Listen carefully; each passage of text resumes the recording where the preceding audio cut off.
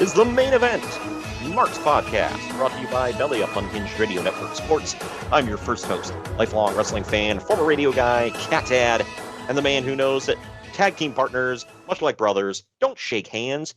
Tag team partners gotta hug. I'm Troy, and with me, as always, is the main event collector and figure hunting warrior. He's the WWE Walking Wrestling Encyclopedia, and the Bubba Ray to my Spike Dudley. Watch out, watch out, watch out for Greg. What's up, Greg?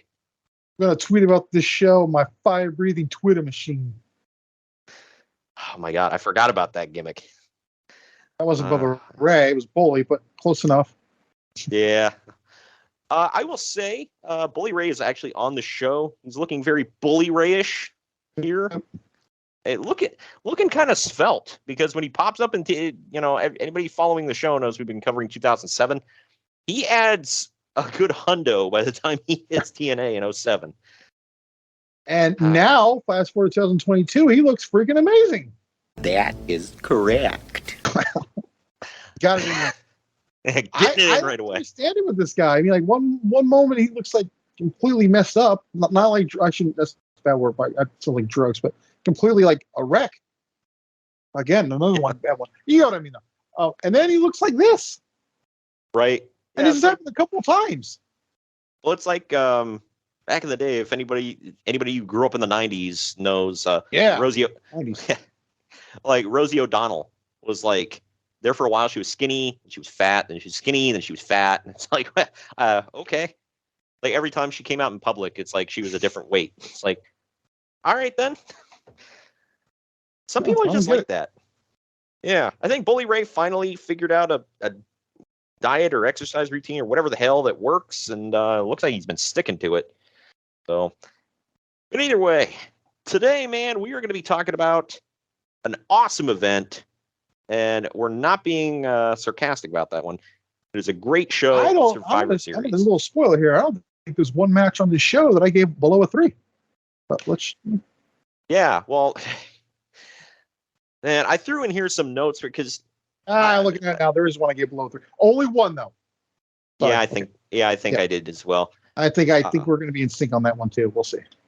Well, it's Survivor Series 2002. There's not a single traditional Survivor Series match on this card, but there is in theory. Yeah, there's a survival aspect show or match. It's the last match on the card. It's the very first ever. Oh, the very first match is somewhat the same too. That's true. You got to get one elimination tag match in there, bro. And we'll get to that one. I will say this: I never, because I don't want even subconsciously anything running through my mind from somebody else's review. So I never look at another person's review of a show before I watch it, because I just want to give my initial thoughts right out the gate. And because sometimes it can go either way. Like sometimes, like if I see something from Uncle Dave, I'll be like, well, okay, maybe he's right. I didn't catch that or whatever. Or I'll be like, well, very seldom are you going to say Uncle Dave's right, but yeah. That's true. And then there have been a couple times I'm like, well, F him. He didn't like this match was great, and he gave it. I'm going to give it another star. I think we've done that multiple times, and this month maybe. Right. Yeah. So it's like I don't want that. So I never look at his ratings or reviews or anything before I watch a show. And this one, man, it's like, man, if you could find the one turd, he sure did. It's like, man, you were just looking for stuff, weren't you? You've seen his office. It looks like a slob. So according to Brian Alvarez, he finally cleaned it out. So. Oh. Apparently he was aware of the meme, so he cleared it out finally. Can you imagine the backhoe he had to bring in for that thing? Good my only thing is like it took you being caught on a TV show to clean your freaking office, though. That's my thing. Multiple times, like people have been mocking him about this for years. I guess it didn't blow up as much as it did until Dark Side of the Ring. But yeah, he's been like, there have been pictures floating around on the internet for years of his office, and people are like, what the hell, man?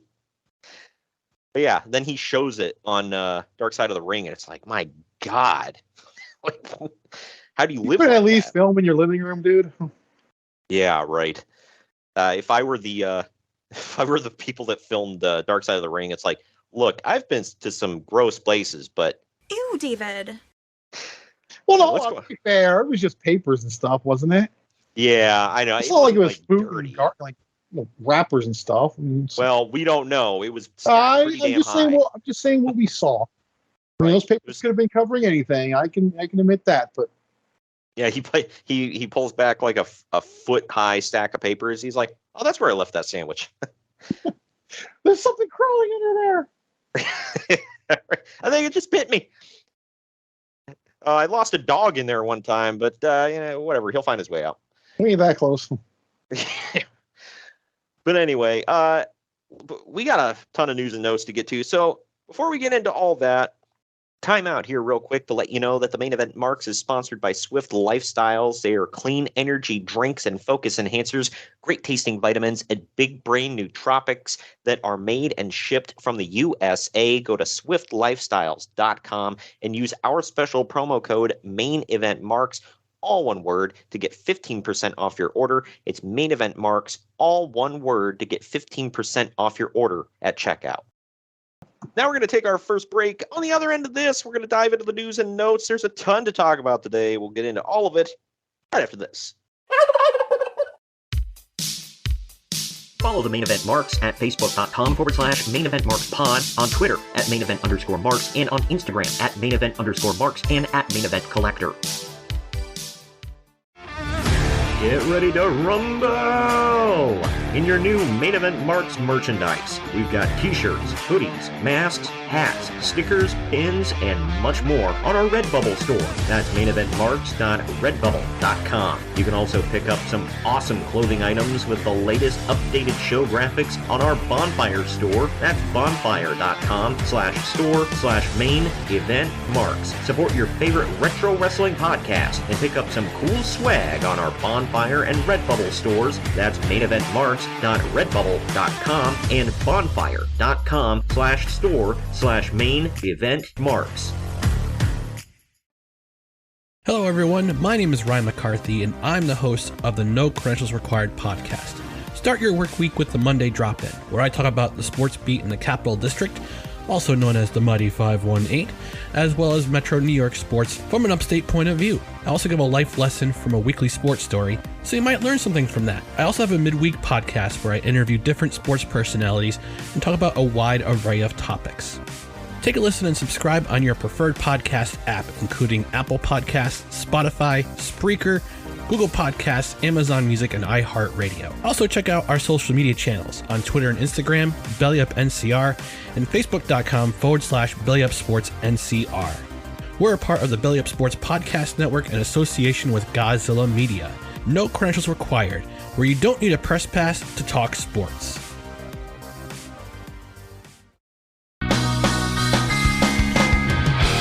Event Marks are available wherever you get podcasts and on YouTube. Find all of our links on our link tree at linktr.ee/Main Event Marks. And we're back. We're back. Real quick, we want to let you know that the Main Event Marks is sponsored by Shocked Energy. Shocked Energy is a healthier alternative to traditional energy drinks that gives the energy that gamers need while in a long session without skimping on their health. Their products come in a powder form and you mix them into water. You can either choose from green apple or watermelon. You can also try both if you get their sample kit. Use our special link that is down in the podcast description, or you can simply go to shockedenergy.com at checkout. Use the promo code MAINEVENT, all one word, to save 10% on your order. That's promo code MAINEVENT, and you're going to save 10% at checkout. Do you like your coffee like you like your podcasts? Gimmick and politics free? Well, so do we here at the Main Event Marks, and so do the guys and gals at Coffee Brand Coffee, where they ditch the gimmicks.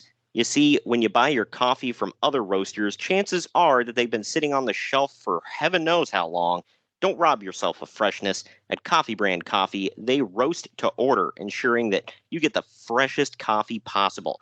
And as Greg will tell you, That's what counts. Coffee Brand Coffee offers bagged coffee as well as K-Cups, and for the non-coffee people, they offer a variety of teas and cocos. Just click on the link down in the podcast description or go to coffeebrandcoffee.com and use our promo code MAINEVENT, all one word, at checkout to get 5% off your order. That's coffeebrandcoffee.com, and use the promo code MAINEVENT to save 5% at checkout. News and notes time here. The hell are you cracking today? It's a zero sugar rock star. Oh, nice. I am drinking Faygo Rock and Rye. Oh, it's 5 o'clock there, right? It's like a red cream soda. So there you go. I've had that one. It's called like Big Cherry Rocket or something here. What? I'm pretty sure it's the name of a Big Cherry Rocket. Wow. Can't make this up, folks. If To you're be fair, I don't know if it's a California thing. It might be imported from somewhere. I don't know, but that's what I've seen in the stores. The flavors of Faygo that are most prevalent out here are orange soda, cola, and the whatever their citrus pop is, their 7-Up knockoff. Good Lord, I forgot you say pop. Yeah, soda. All you weirdos over there. Yeah.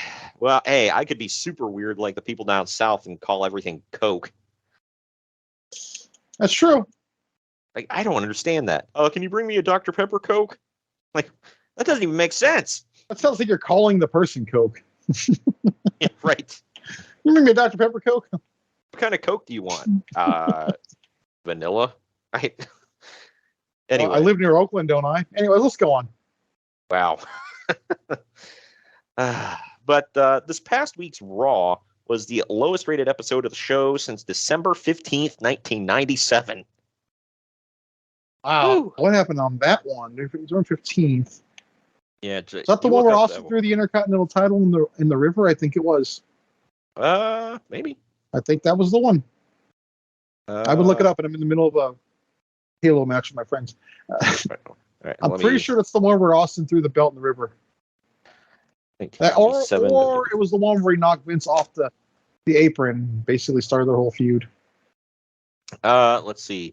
December 15th, it was in Durham, New Hampshire, because all big things happen there. The main event was Yellow D versus Triple H and Shawn Michaels. Oh, so that was the one where the Outlaws shaved Hawk's head. Okay. All right. I think that was the one. Steve Blackman took on Jose Estrada. And hey, we got Tom Brady in the money match. Well, of course. Hey, you don't say that too soon because, we've got Tom Brady versus the Sultan. Shut up and take my money. That's Salvatore Sincere and Rikishi. Mm-hmm. Man, and Mark Henry versus the Brooklyn Brawler. Oh, man. God, man, this was setting. Where's that check one? That's the one right there, dude. Sir, here is a check with my name on it. Write down any number on this piece of paper and I will pay it. or something like this.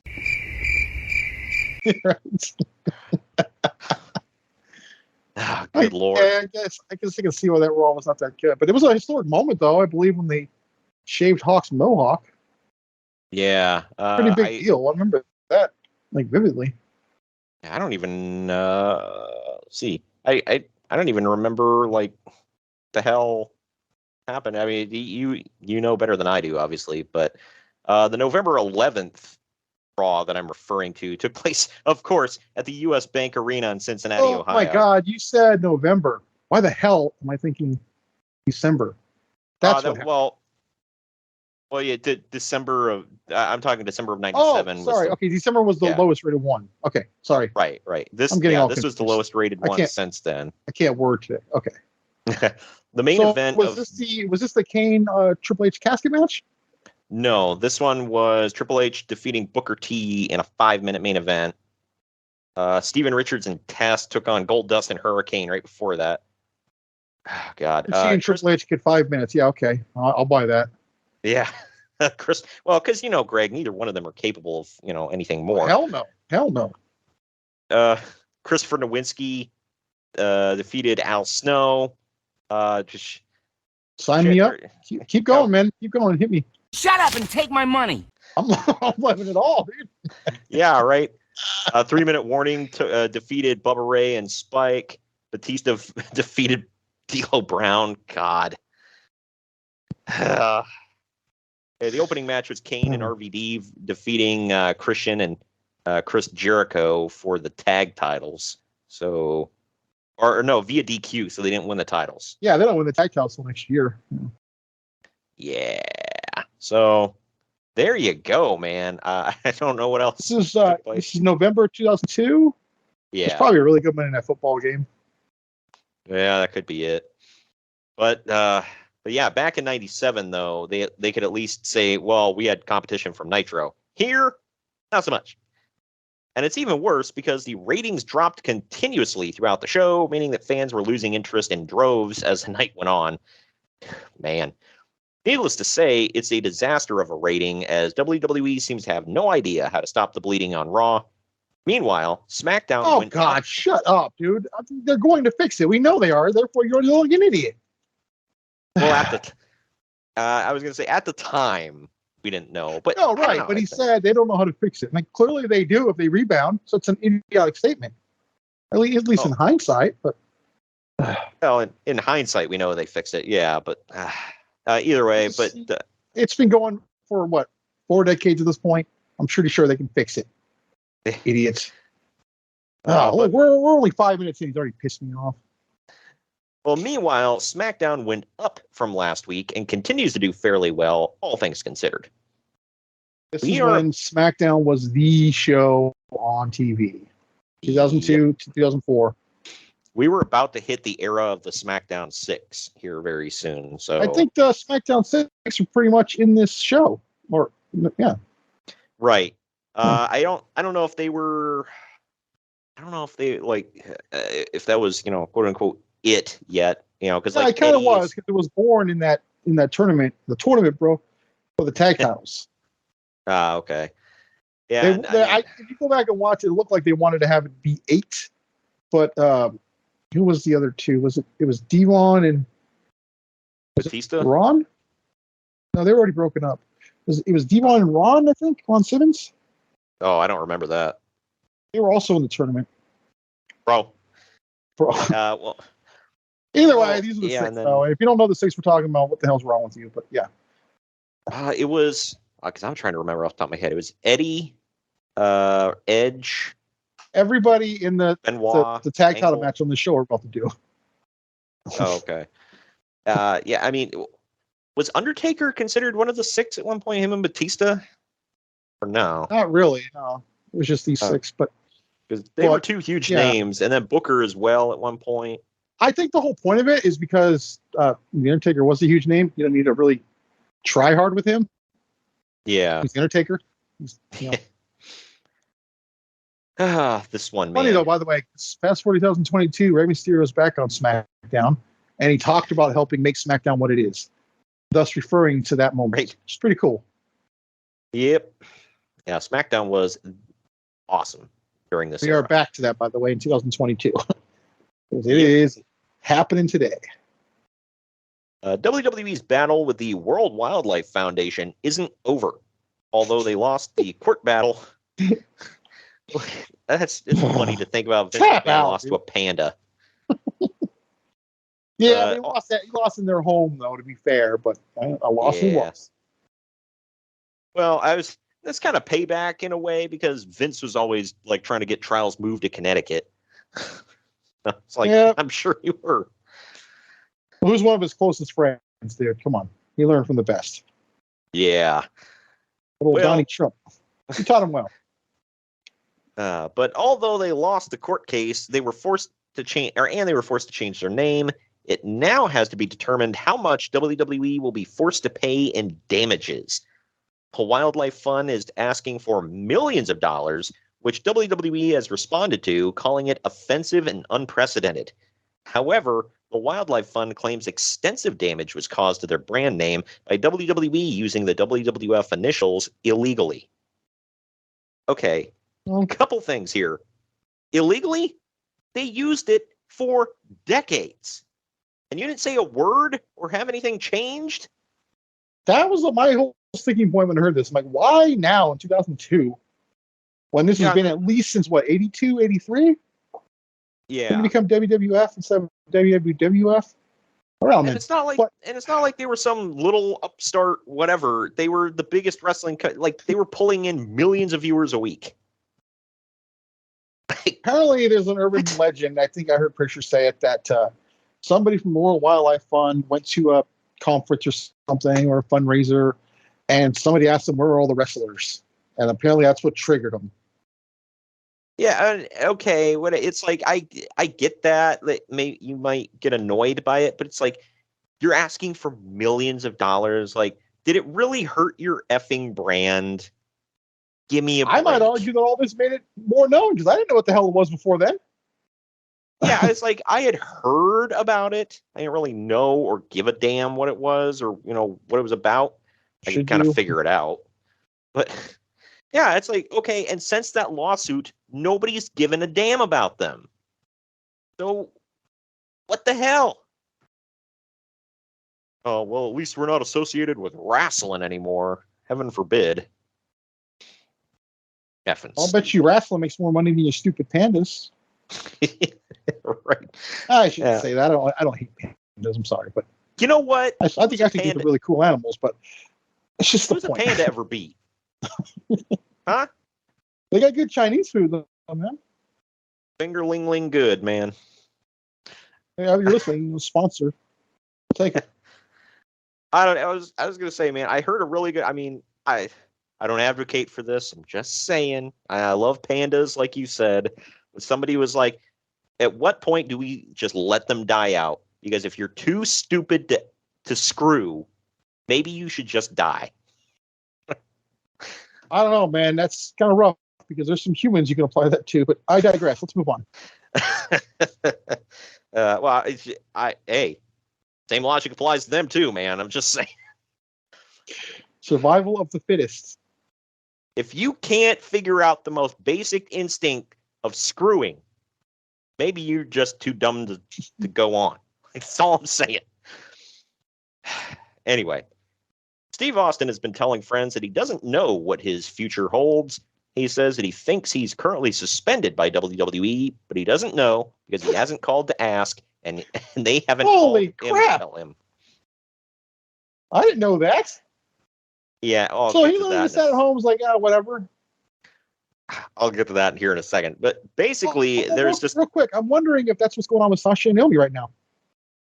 That one, know? Maybe. Well, I'll get, yeah. Well, since we're already here, because it says here, basically, there's been no communication between either side right now. Jim Ross said he called Austin all the time. I was like, ready to come back to work? You coming back? Are you ready to talk to the old man yet? Oh, I don't know, man. I'm just sitting here.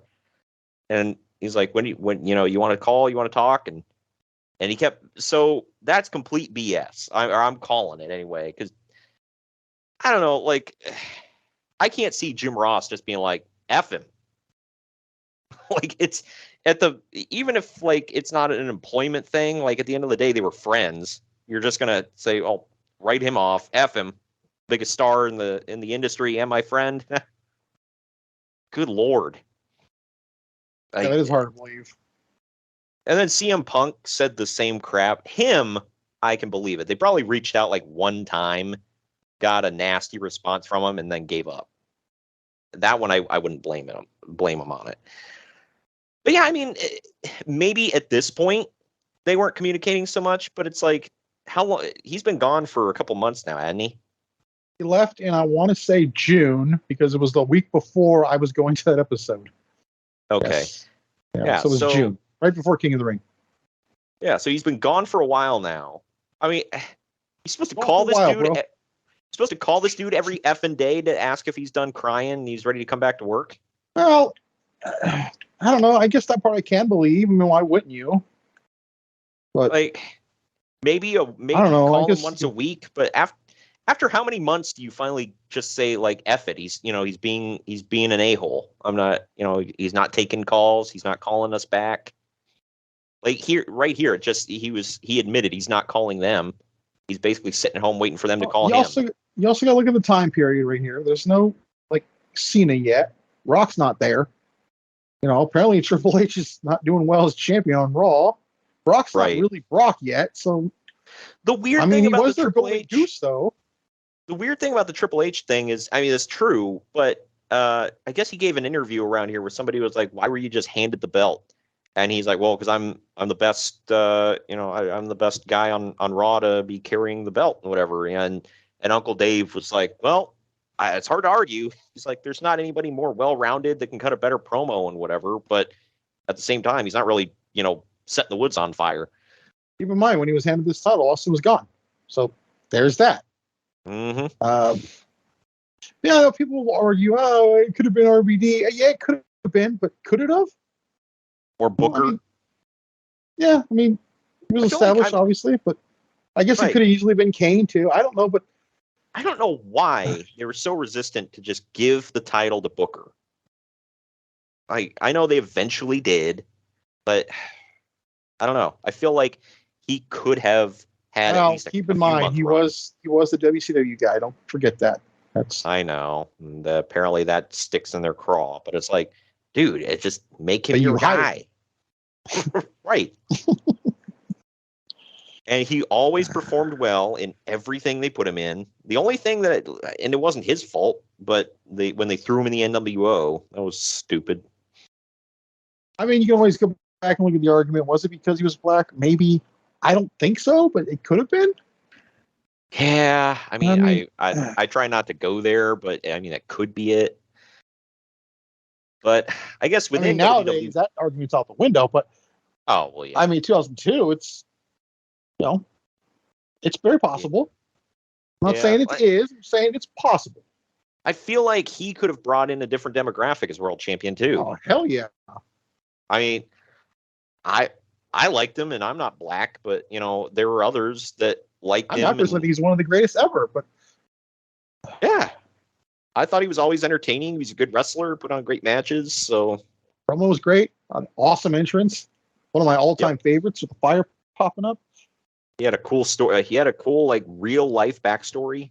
So yeah, I don't know, but either way, within two-time Hall of Famer though, he did fine. So we don't have to cry for him. Right. 6-time world champion, 2-time Hall of Famer. Yep. Within WWE, creative is still moving forward without even discussing plans for him. Well, but I guess, Vince would call it mental masturbation. It's like, why think, he could fit in here when he's not even returning phone calls? He hasn't made it known that he wants to come back. So why even? I would argue that not answering the phone call, he's made it clear he doesn't want to come back. Right. So, why sit there and write 2 sets of storylines just in case? That's ridiculous. As it is, if you leave almost everybody, Vince would rip half of the ideas up, right before showtime anyway, and they'd rewrite them. So, or he'd rewrite them. If people are happy about that being over. Yeah, I can't see Triple H being like, "God dang it, this is crap. I'll write it myself." I can't see him walking into the damn building on a Monday morning not knowing what's going to happen.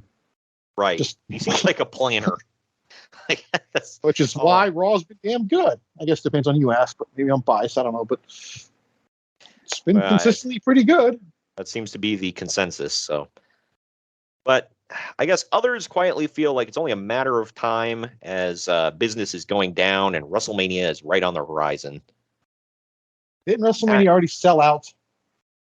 At this point, no, not yet. Pretty sure it was close to it, though.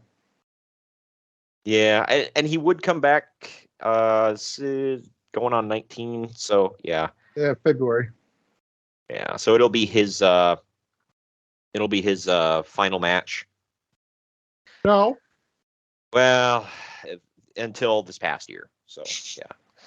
Yeah, get that right. One more round. This it was excellent. Sorry. Oh yeah. This story, my gosh. Kenton Jenkins, the general manager of WWE's The World restaurant in Times Square, was arrested on grand larceny charges. Ooh, I didn't see that coming. I was just laughing at the world. Yeah. Nope, that's not hyperbole. That is hyperbole, by the way. I'm not. Yeah, right. WWE began investigating Jenkins after realizing some paperwork and money transfers weren't making sense. Once they realized what was up, they contacted the police and they opened up their own investigation and arrested him. WWE will pull the plug on the World 1 month later. That's sad. I never got to go to it. Yeah, well, you and I went into the building. Did we? Yeah, I think it's the Hard Rock. Yeah. Oh, that's the Hard Rock, is it? Yeah, that's why I wanted to go in there. Yeah. Oh, okay. Yeah. Yeah. I heard the food sucked. So, which tracks for the Hard Rock. So, Bruce Pritchard is a hardcore Texan and probably a foodie. So if he says the food sucked, it probably sucked. I want to get JR's opinion on it because him and Conrad like to talk about food. Hanging fruit, leave it alone, move on. Look, as a fat, I know what I'm talking about. Anyway, Ultimo Dragon is easing back into wrestling following his recent comeback match. He's working some matches in Mexico soon, and WWE reportedly offered him a $100,000 downside guarantee to start with him in 2003. Dragon has told people that he's considering it. He does indeed end up in WWE next year. And has one of the greatest WrestleMania entrances in history. Where he trips on his damn jacket or cape.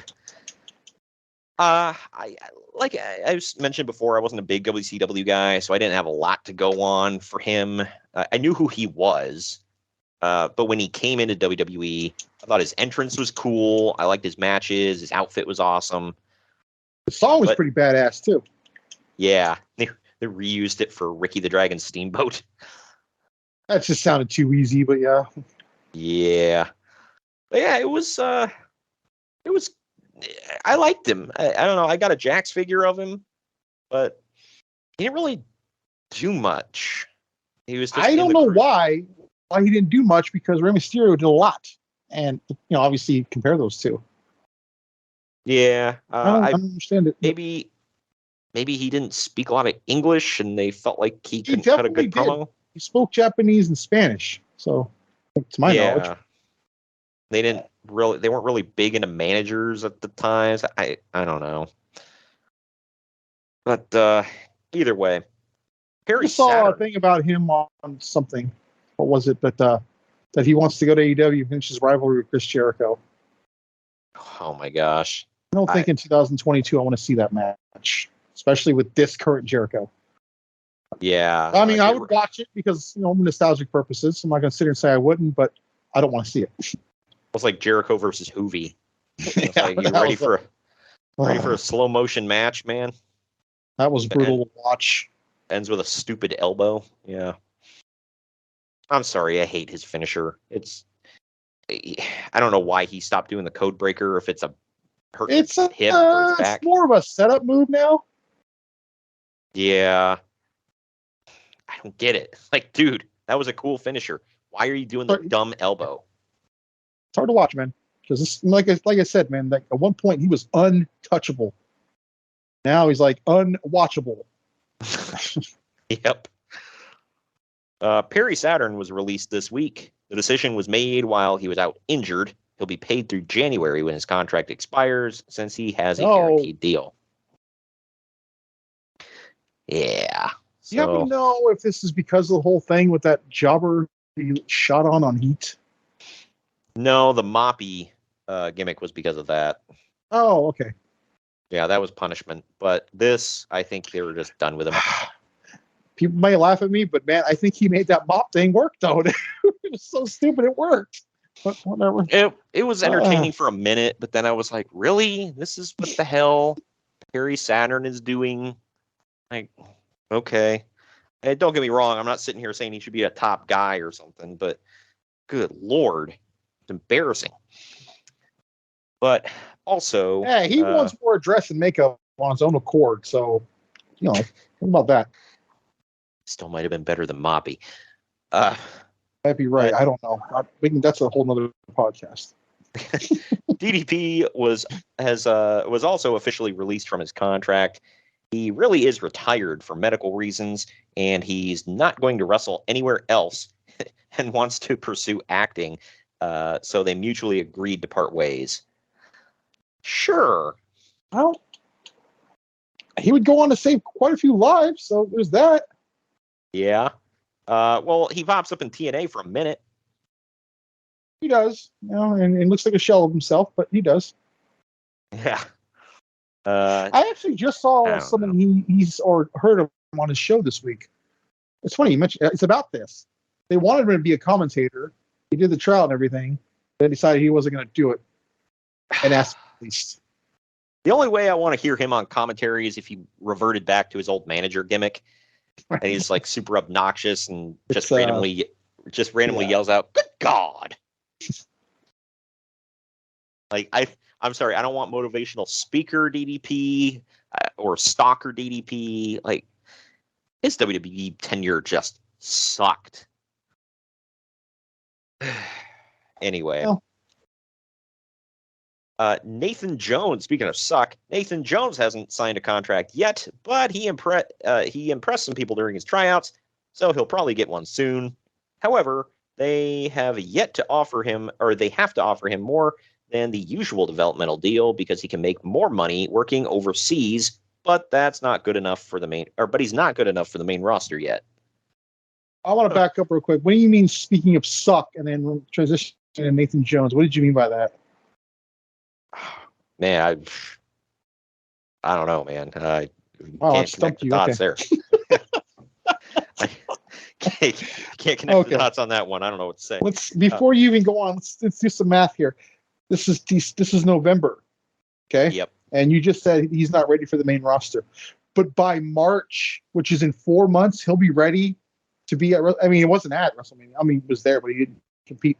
But like by March, they think he's ready to compete at WrestleMania. They put him in there. At least the thing is, they advertise him about it.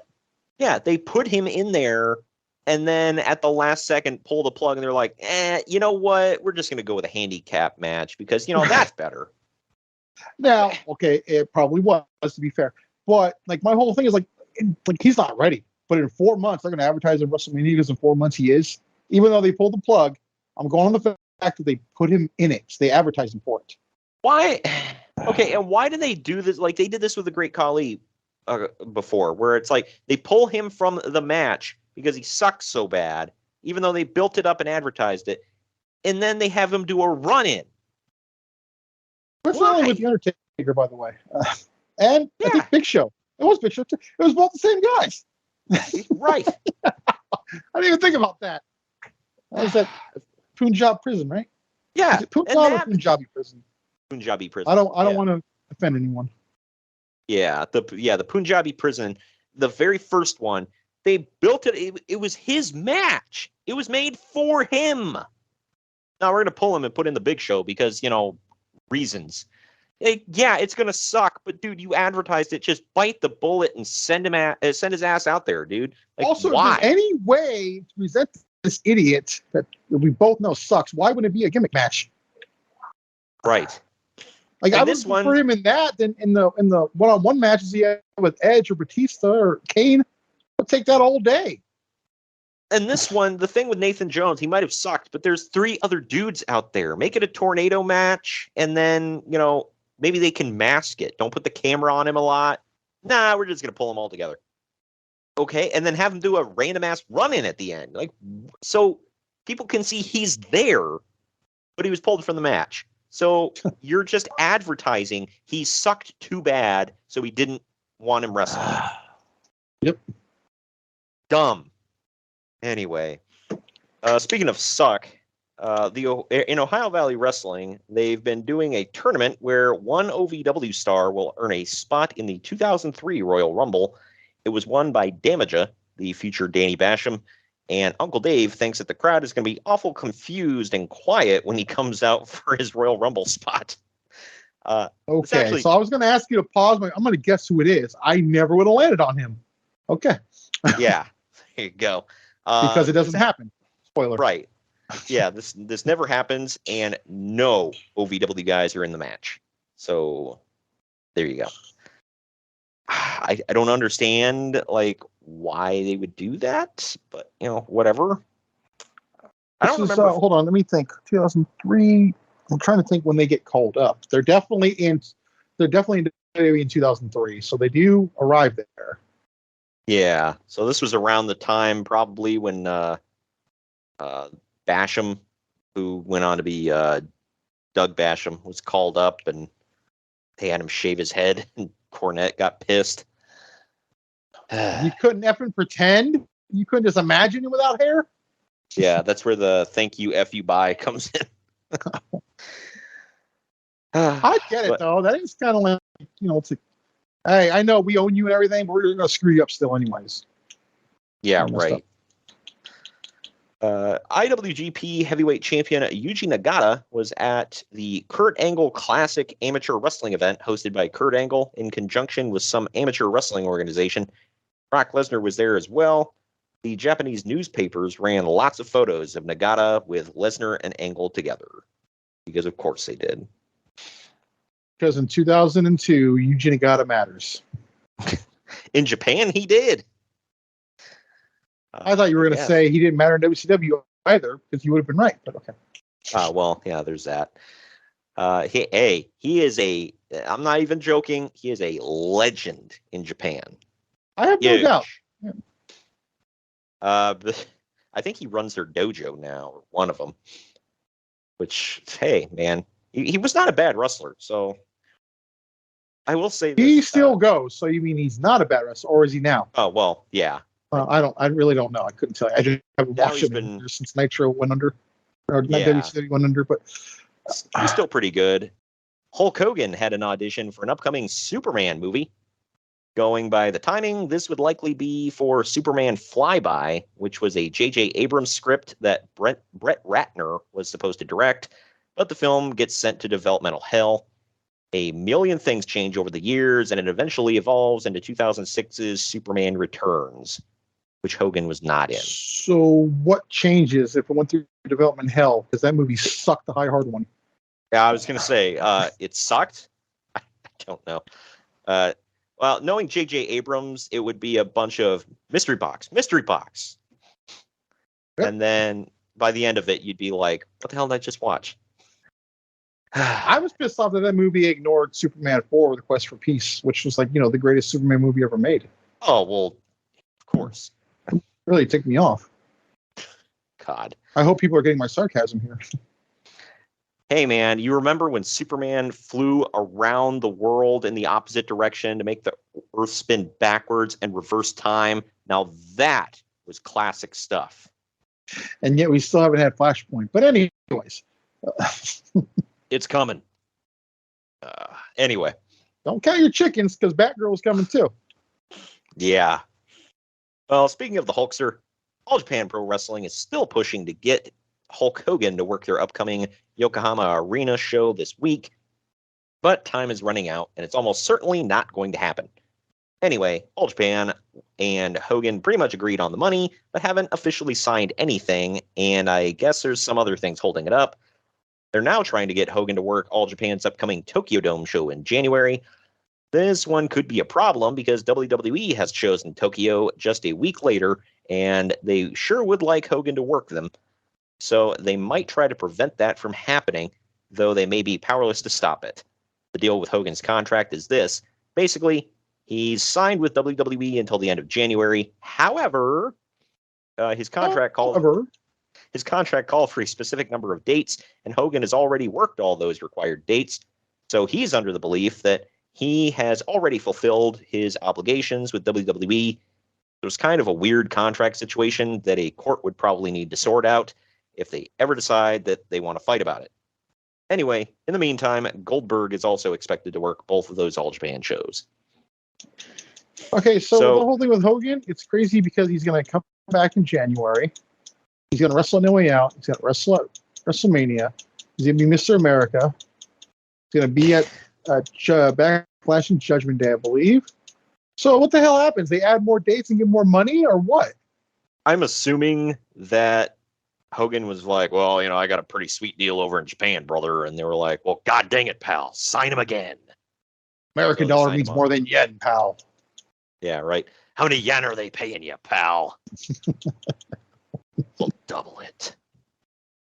But and coincidentally, Goldberg comes to WWE at the night after WrestleMania. Right. But he does go to All Japan for a couple shows. I think it was All Japan, them or New Japan, one of them. But yeah, Goldberg does wrestle over there a couple times, but so that might have happened. Hogan does not. I think the next time he goes to Japan is sometime in New Japan, like after whole thing his where Jarrett WWE smacks run. with a guitar, right? Yeah, that was something. And it never went anywhere, by the way. They just, man. Draw a dime. Keeping in Japan, though, Keiji Muto, who people may know as Great Muta, reached out to Sting, Bam Bam Bigelow, and Vampiro, all to come in and be his tag team partner at the upcoming All Japan Pro Wrestling Tag Tournament. Sting and Bigelow both want too much money, so that's not happening. Plus, Sting was already booked for the WWA. How'd that work out for you? Vampiro isn't happening either, but it's reportedly due to other issues, not money related. And we can let our minds wander on that one. So Muto has no partner for the show. It actually ends up being Road Warrior Animal, because apparently that's just the go-to mystery partner. I love the LOD. Preface that, but man, that guy was a wrestling whore. Yeah, why is he the perennial mystery guy? Like, he popped up at WCW Sin, he did this, and then he popped up in TNA as the mystery partner for Scott Steiner for Rick Steiner when Scott got hurt. Like, yeah, a little asterisk because Hawk was with them, but he was also a mystery opponent in 2003 for RVD and Kane on Raw. Wow. So there's that too. And yeah. Hawk. I love the Road Warriors, but it is what it is. Sticking with Japan again here, Kenta Kobashi saw a doctor who told him that his recovery from all of his knee surgeries has been miraculous. At one point a few months ago, Kobashi was told that he had the knees of an 80-year-old, but this doctor told him that his rehab has improved his knees so much that he could probably wrestle for another 10 years or so. Kobashi, and he will. Yeah. Kobashi has said that he no longer has any pain in his knees when he walks or wrestles, and says that he stopped needing painkillers as well. That's cool. And this, to tie it into an earlier story, this was before DDPY came along too. Sure enough, by the way, Kobashi does go on to wrestle for another decade or so, and never really has any more major knee issues. Although it's still painfully obvious for after a while that his knees are still messed up. He's still able to wrestle though with messed up knees. Even Kevin Nash is impressed. Yeah, right. And man, Kenta Kobashi is a tough SOB, and a lot of people in America don't know because he never really had a run over here other than a few matches in Ring of Honor. But man, he was one of the best ever, man. Like, he put on great matches back in the day. Like, they still hold up. And he damn near killed MFers in the ring. Like, oh, they probably pissed him off. Right? That is one man I would be afraid to take a chop from. Like, no thank you. TJ Wilson, who some may know as Tyson Kidd, is being brought into New Japan Pro Wrestling as the Stampede Kid. Wow. Wilson is considered an honorary member of the Hart family and is considered the best wrestler to come out of that area these days. I think he is now actually a member of the Hart family, technically, right? Marriage, so. Yeah. If you look at that branching family tree, yeah, he's in there now. He doesn't stick around there long. He wrestles for them for a little while, and then he goes to WWE. So this one, the ending of it is the funny part. But Ring of Honor, don't leave me in suspense. Ring of Honor and Combat Zone Wrestling work together to co-promote an independent doubleheader in Philadelphia this week. TZW, really? Yeah. Oh, now I can see where the hilarity is coming in. Sorry, go ahead. Well, apparently it was a big success. Ring of Honor drew its largest crowd to date of, hold on to your ass for this one, 525 fans. Whoa, man. Blowing the doors off, man. For a 5 Yeah, but you know what? show. Success is success, but I guess. In 2002, they were a baby. So, but immediately after, just down the road, 850 fans piled into the old ECW arena for the CZW show. Why? Man, what a choice they had, huh? I guess in Philly, they choose the garbage. So whatever. There were issues, though. I feel like that's a metaphor for the whole city, but okay. You don't say. There were issues, though, as ROH's show went an hour longer than planned, although nobody complained. The last hour featured AJ Styles versus the American Dragon, who, if people don't know, is obviously Bryan Danielson. Yeah, Bryan Danielson. That probably sucked. Oh, yeah. Who'd want to see that? Among other great bouts, 0-1 tag team Shinjiro Otani and Masato Tanaka worked together against Low Ki and Steve Corino in another great match. I have no idea who Otani is, but the other guys are good. I've seen him wrestle once. He's not bad. He's not like blowing the doors off anything, but yeah. This one is actually, at the time, it would have been cool because we're not in 2022 where this guy is another wrestling whore. But Tommy Dreamer made an unannounced appearance. He was in town with Tommy Dreamer or Mick Foley, dude. You're going to say one of the names, but go on. Yep, or Ric Flair. He was in town with WWE doing a house show, and ROH had contacted WWE about using Dreamer after he had expressed interest. WWE allowed Dreamer to make the appearance as long as he didn't take any bumps. Man, that'd be a hard one for Dreamer. No, it wouldn't. Does bumps include hits to the face with a chair and a frying pan? Does that count as a bump? Oh, okay, well, then it'd suck for him then. Okay. Samoa Joe, Paul London, Amazing Red, Christopher Daniels, and others were also on the show, which featured CM Punk making his Ring of Honor debut. The CZW show was headlined by what? God. It was headlined by what was announced. Oh, God, got me. It's like, what's coming? Well, it was announced as Wife Beater's retirement match. Good Lord. Okay, I get it. Because he was legitimately going to go get shoulder surgery. Wife Beater won an I Quit, no rope, barbed wire weapons match after using a weed eater on his opponent. Shut up and take my money. I gotta ask, was that a real sentence? That is all real. Just God, that's something, man. They make it easy, to laugh. Yeah. First of all, his name is Wife Beater. Second of all, he used a damn weed eater on a guy, and they let him. Like, I heard, I used to work at a local wrestling promotion, and they were going to do a hardcore deathmatch thing, whatever. And one of the guys before the show was like talking to a friend, and he's like, so the other guy said he wanted to use light tubes or whatever. And he's like, they better be adding another 0 to the end of that check if they want me to do it.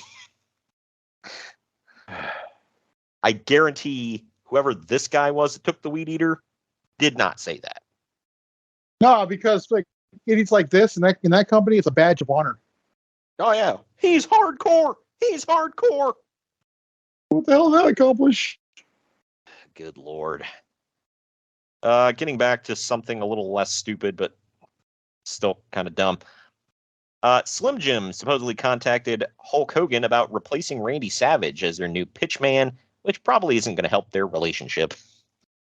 I would imagine. Yeah. That does not happen, by the way. At least the replacement. I always thought that would have been perfect because he's already wearing the Slim Jim colors. I think he wore the Slim Jim colors before they were the Slim Jim colors. Exactly. So technically, Slim Jim's wearing the Hulk Hogan colors. Speaking of Savage, though, Randy Savage's ex-girlfriend, Stephanie Bellers, who worked in WCW with him as Gorgeous George, is talking about writing a tell-all book about her relationship with Savage. The two broke up on really bad terms, and Savage, who owns the name Gorgeous George, fought to legally prevent her from using the name when she returned to her stripping career. Wow, there's a lot wrong there.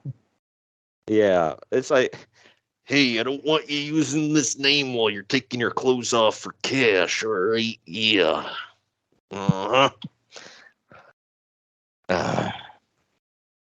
I just, if you're going to show the double D's, I got to keep the double G's, all right? Uh-huh.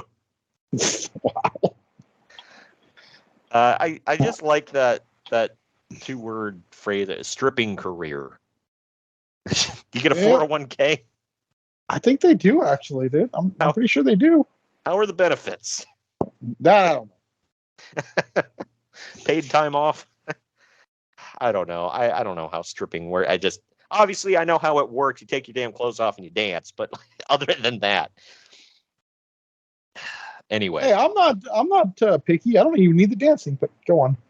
Yeah, right. You can take your clothes off like Jim Carrey and what's that Bruce Almighty. Oh yeah. he just like puts his arms down and rip. That's literally having God powers, not happening. Yeah, I don't know. Some of these women, it looks like they were blessed by God, but anyway. Or Dr. God, if that's his name. Well, yeah. Right. Gaud. All right. First name all right. Good. All right, let's go. Now that the financial worries are out of the way for TNA after being bought up by Panda Energy, Jerry Jarrett remains in power. That damn Panda. Yeah, right. So First they screw over Vince, and now they're buying up TNA. What the hell, man? They're everywhere. I swear I never ever piece that together. Wow. Revelation on the pod today. That's a couple years worth of jokes I missed right there. Holy crap. Tying it all in.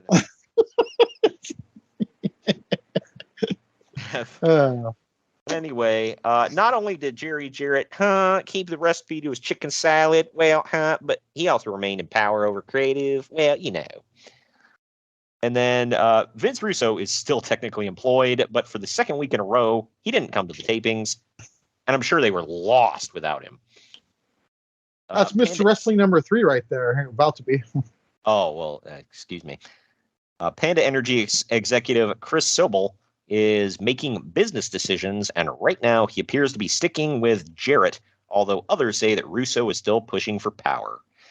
Unfortunately, he would get that power back. Because of two people. I don't know. Jeff Jarrett kept buying into his crap, and Dixie Carter liked him. Why? Don't know. Oh, to quote Bruce Pritchard, it's because he's a charming son. I get that, but it's like what he said. According to Jim Cornette and a couple other people, he wrote like a toddler, and his scripts read like a ransom note from a serial killer. Yeah, a perverted serial killer. Yeah, right. He just wrote, bro, boobs. Boobs, or she's gonna die, bro. Yeah. Segment 1, intro. Segment 2, bro, boobs. All right. Anyway, last story I have here is not wrestling related, but you were into UFC at this time, correct? Maybe, or it's coming up. That is correct. Had to get it in again. Anyway, wow. There's a huge upcoming Ken Shamrock versus Tito Ortiz fight at UFC 40. Okay, I was definitely into it at this point. Oh, yeah, that's what I thought. But it's going to be at UFC 40, which is arguably the biggest fight in UFC history, and the promotion is desperately hoping that it does huge business. Shamrock is a good 11 years older and coming off a couple losses and hasn't fought in the UFC for 6 years. So on paper, this fight shouldn't even be happening because Shamrock hasn't really earned it. But personalities... Well, yeah, it should have happened, dude. Trust me.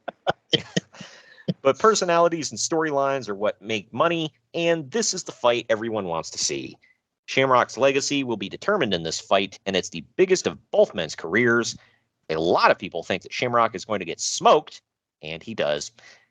If Ortiz doesn't have If Ortiz doesn't have a good night, he's going to get tagged as overrated. Well, that doesn't happen.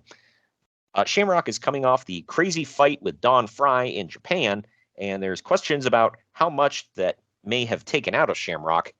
Also, Chuck Liddell has signed a contract and is waiting in the wings to take on the winner, Tito. If people haven't picked up on that yet. It's embarrassing that Tito would knock him out not once, not twice, 3 times. Yeah. I forget, because I watched one of them. Was this the one? No, I don't think Probably watched the very last one because it was on free TV on Spike. So that's probably the one you watched. Yeah, might have been. Was that the one where he goes for a head kick, slips on his ass, and Tito cremates him? Yep. Yeah, okay. Yeah, this is for the light heavyweight title, wasn't it? I think so. Yeah, because Tito's a champ. And now it could have been middleweight because there was only a couple of divisions back then. Yeah, so, it was light heavyweight. Okay, so they'd already had multiple divisions. Okay.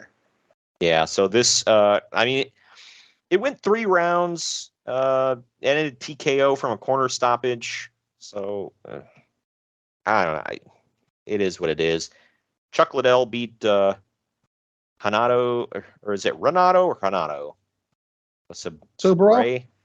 Yeah. Babalu. Yeah, that guy. But yeah, he beat him KO in the first round, head kick and punches. So if you haven't picked up, this is when Tito was untouchable. And wasn't Chuck Liddell like pretty much damn good? Yeah, because I remember they had a feud there for a while too. Actually, I think Chuck starts his downfall, ironically enough. Yeah, sad. See, this is when they used to put like taglines on some of the UFCs. Like UFC 41 was called Onslaught.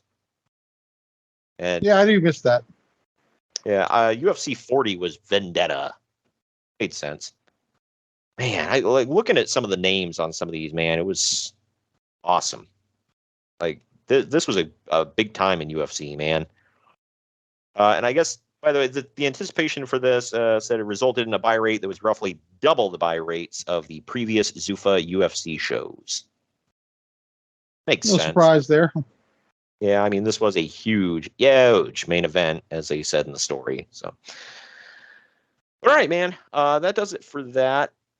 I guess we should get into the event at hand, eh? Yeah, I gotta get this other thing out of my hand. Let's go. Wow. All right. Well, we're going to take our next break and dive into Survivor Series right after this. Follow the Main Event Marks at facebook.com/Main Event Marks Pod, on Twitter at Main Event _Marks, and on Instagram at Main Event _Marks and at Main Event Collector. By God! Somebody's interrupting the Main Event Marks! Sit down, JR. It's just me, Kyle Sullivan, aka Shaggy Von Doom, your host of Here in Puckburg on the Hockey Podcast Network. I know, a hockey show on the Main Event Marks. Who would have thought? This is an invasion angle. Somewhere between the Nexus and when WCW tried to invade WWE, somewhere in there.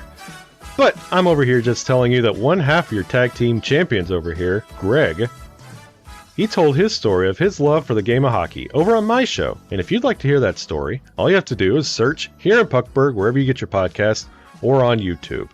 In the meantime, Shagamania's got to go run wild on some other hockey show. So, just remember, quote the Raven, nevermore, take your vitamins, say your prayers, and oh yeah! Hey gang, it's Commissioner Cooper of TSS Fantasy. We are the fantasy show of the people. Expert fantasy advice, free contests, leading expert medical and legal analysis, and most importantly, you. Interact with us on all social media platforms or check us out at tssfantasy.com. You can hear us on Spotify, Apple and Google Podcasts, iHeartRadio, and many more. Check out the fun today and be a part of the most interactive fantasy show around. TSS Fantasy, the fantasy show of the people.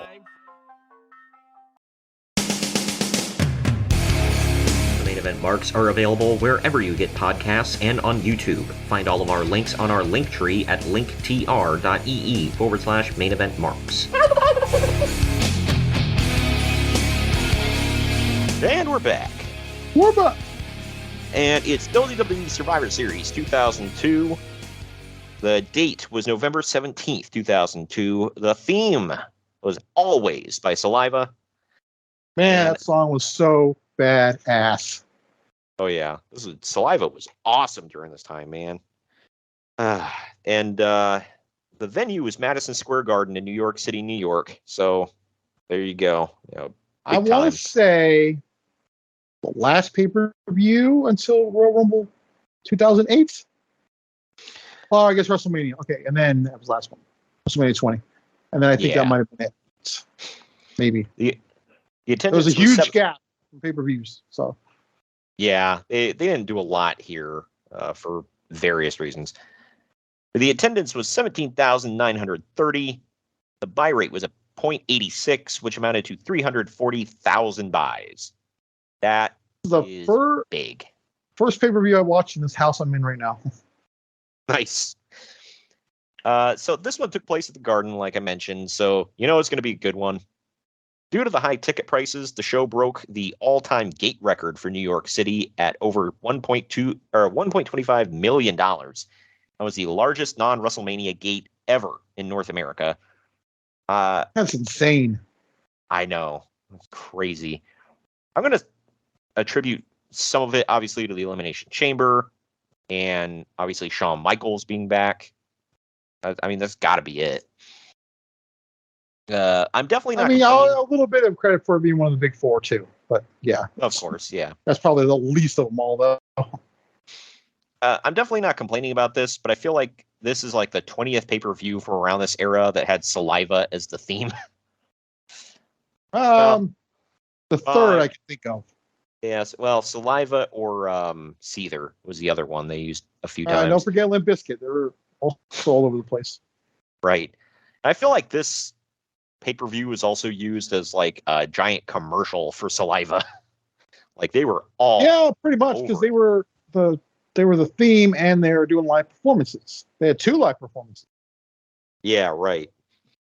This first match is the Dudley Boys of Bubba Ray and Spike Dudley with Jeff Hardy taking on 3-minute warning of Rosie and Jamal with Rico in an elimination tables match. It went about 14 and a half minutes. There's something in this match I'm curious to see if you're going to mention it, because did you watch this on Peacock? I did. Okay, you're not going to mention it, but I will tell it after, but go ahead. All right. Spike dodges Rosie in the corner, and Rosie crashes to a table, but that doesn't count because he wasn't put through it. It actually fires Rosie up. People that don't know, by the way, Rosie is the unfortunately deceased older brother of Roman Reigns. Jamal is the unfortunately deceased former Umaga. Anyway, Spike goes cousin of Roman Reigns, I think? Yes, these two are cousins, yeah. Spike goes for the Dudley Dog, which, by the way, I didn't watch ECW, obviously, as a kid, so I didn't know this. I like how they called it the Dudley Dog because they were not going to call it the Acid Drop. So when he first came to WWE, I was wondering why they didn't call it this. I'm like 17 years old, and I'm like, maybe I'm stupid to the fact of what it is. I didn't realize that's what it was. I really thought like acid, like in a science lab or something. Yeah, I really did. Never pieced that together until I was like a little bit older. Yep. Some things you don't get as a kid, man. He goes for the Dudley Dog on Rico, and when he turns around in the move, Rosie and Jamal end up catching him like a powerbomb, but they hit a sort of like double alley-oop on him through a table to eliminate him. And that was sick. Yeah, I was like, man, they killed that dude. That was this whole thing. Yep. A table gets set up in the tunnel across from the entryway. So if anybody's seen tunnel. Yeah. So if anybody's seen the setup of MSG, you kind of know what I'm talking about. I sat on top of that tunnel for a New Japan show. Yeah, right. Bubba Ray holds Rosie on the table, and then Jeff hits the Swanton Bomb to Rosie to eliminate him. That was awesome. We get one of the most talked about botches ever as Rico goes for a moonsault, and Jeff isn't there to stop him, so he shakes the ropes on the opposite side of the ring, and Rico falls. Okay, so that's what I was going to talk about, but I don't, because I watched it on DVD. I didn't, because I like to watch it on the DVD because there's less editing. Yeah. And I bought that DVD when it came out because it was an amazing show. You can clearly, like, the camera's on him, and you can hear Rico saying, "Jeff, where you at? Where you at, Jeff?" Good Lord. The camera's right on him too. It's not even like subtle. You're in the background. It's right on him. It looks so stupid that Jeff like jumps up on the freaking, like, I'm not kidding. He's on the other side of the ring and he just jumps up and grabs the rope. Like so all of a sudden it does, like, he can do that, but in no other match in history of wrestling can someone do that. That's what kind of made me chuckle. Like, because guys have been doing this since, like, beginning of wrestling, like, the 1800s. Now all of a sudden that's a thing. Yep. But anyway, after this, Jeff tries to run on the barricade, slips, and Jamal throws a table in his face as he falls. What were you saying about one of the biggest botches? Because you might have spoke too soon, but yeah, I was like, oh my gosh, what is up with Jeff? Well, I don't know. Yeah, I'm not going to speculate. I'm not going to speculate, but and before anyone gives me crap, I'm a diehard fan of his, so yeah, I'm not going to speculate that anything is in his body that shouldn't be there. Allegedly. Wow. So, crap. Oh, that's a new one. But anyway, Jamal ends up putting Jeff onto a table outside the ring and diving off the top rope onto him with a big splash. Jamal ends up attempting a top rope Hurricane Rana, but Bubba grabs him for a powerbomb through a table. It's down to just Bubba Ray and Rico. I wanted to see that, man. That would have been cool. The Hurricane Rana? Yeah. Yeah. I'd have been like, is this going to work? But Rosie comes back out to help Jamal double team on Bubba, even though they're supposed to be gone. Finally, Devon Dudley runs out to make the save, even though I think he's been Reverend Devon on SmackDown, hasn't he? He has been. This is his return, yes. Yeah. And the crowd goes absolutely nuts. He gets Jamal and Rosie out of the ring, sets up a table, and the Dudley Boys hit the 3D on Rico through the table for the win. Uncle Dave and I both gave this 3 stars. What say you? I gave it 3 as well. It's also worth noting that I'm pretty sure Devon was traded for Big Show, which is ironic because he's in one of the main events. So it's kind of fun. Pretty cool. Yeah. After the match, Bubba stares at Devon, and then they finally do the Dudley Boys signature high five, and they hug, and the crowd explodes again. Babies hit the roof. Yeah. Well, they had to hug, Greg, because brother's got a hug. Number 2. But only one of them was a brother. Oh, God. Did you really didn't see it coming? Yeah. I thought this was great because, man, they were both dragging, man, as singles. They had no business being singles in 2002. Nope. It was horrible. I will say this. Kudos to them for trying with the Reverend Devon thing. It was unique, I thought. It was original. But, but it wasn't happening. No, nobody gave a damn. Call me old-fashioned, but I don't think a preacher should be wrestling. Aren't they kind of like non-violent? And he shouldn't be a heel. That's so the evil Reverend. I didn't even think about that. Yeah. Yeah. He came out of the confession box. That's a priest, you idiots.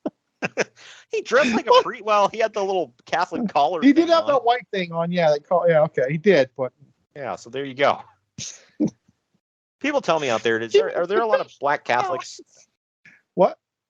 Are there a lot of black Catholics? I don't think so. I've never met one. Yeah. Doesn't mean they don't exist. I'm just saying. I'm not saying that. I've never met one.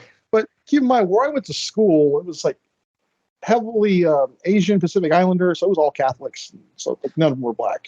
But we now go to The World in Times Square with Stacy Keibler, looking all the way live. All the way. Who says that Test would be there, but he's out on a press tour being surrounded by testicles. Testicles are his fans, by the way. Yeah, that was brilliant.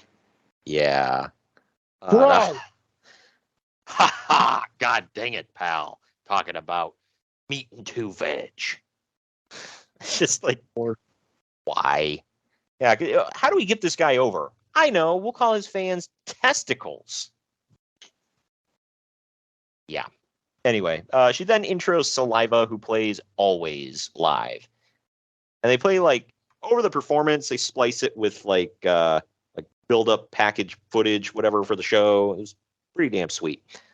We then come back into the arena to see Rob Van Dam stretching in the back before we switch to the SmackDown commentary team, which is Michael Cole and Taz. But anyway, this is...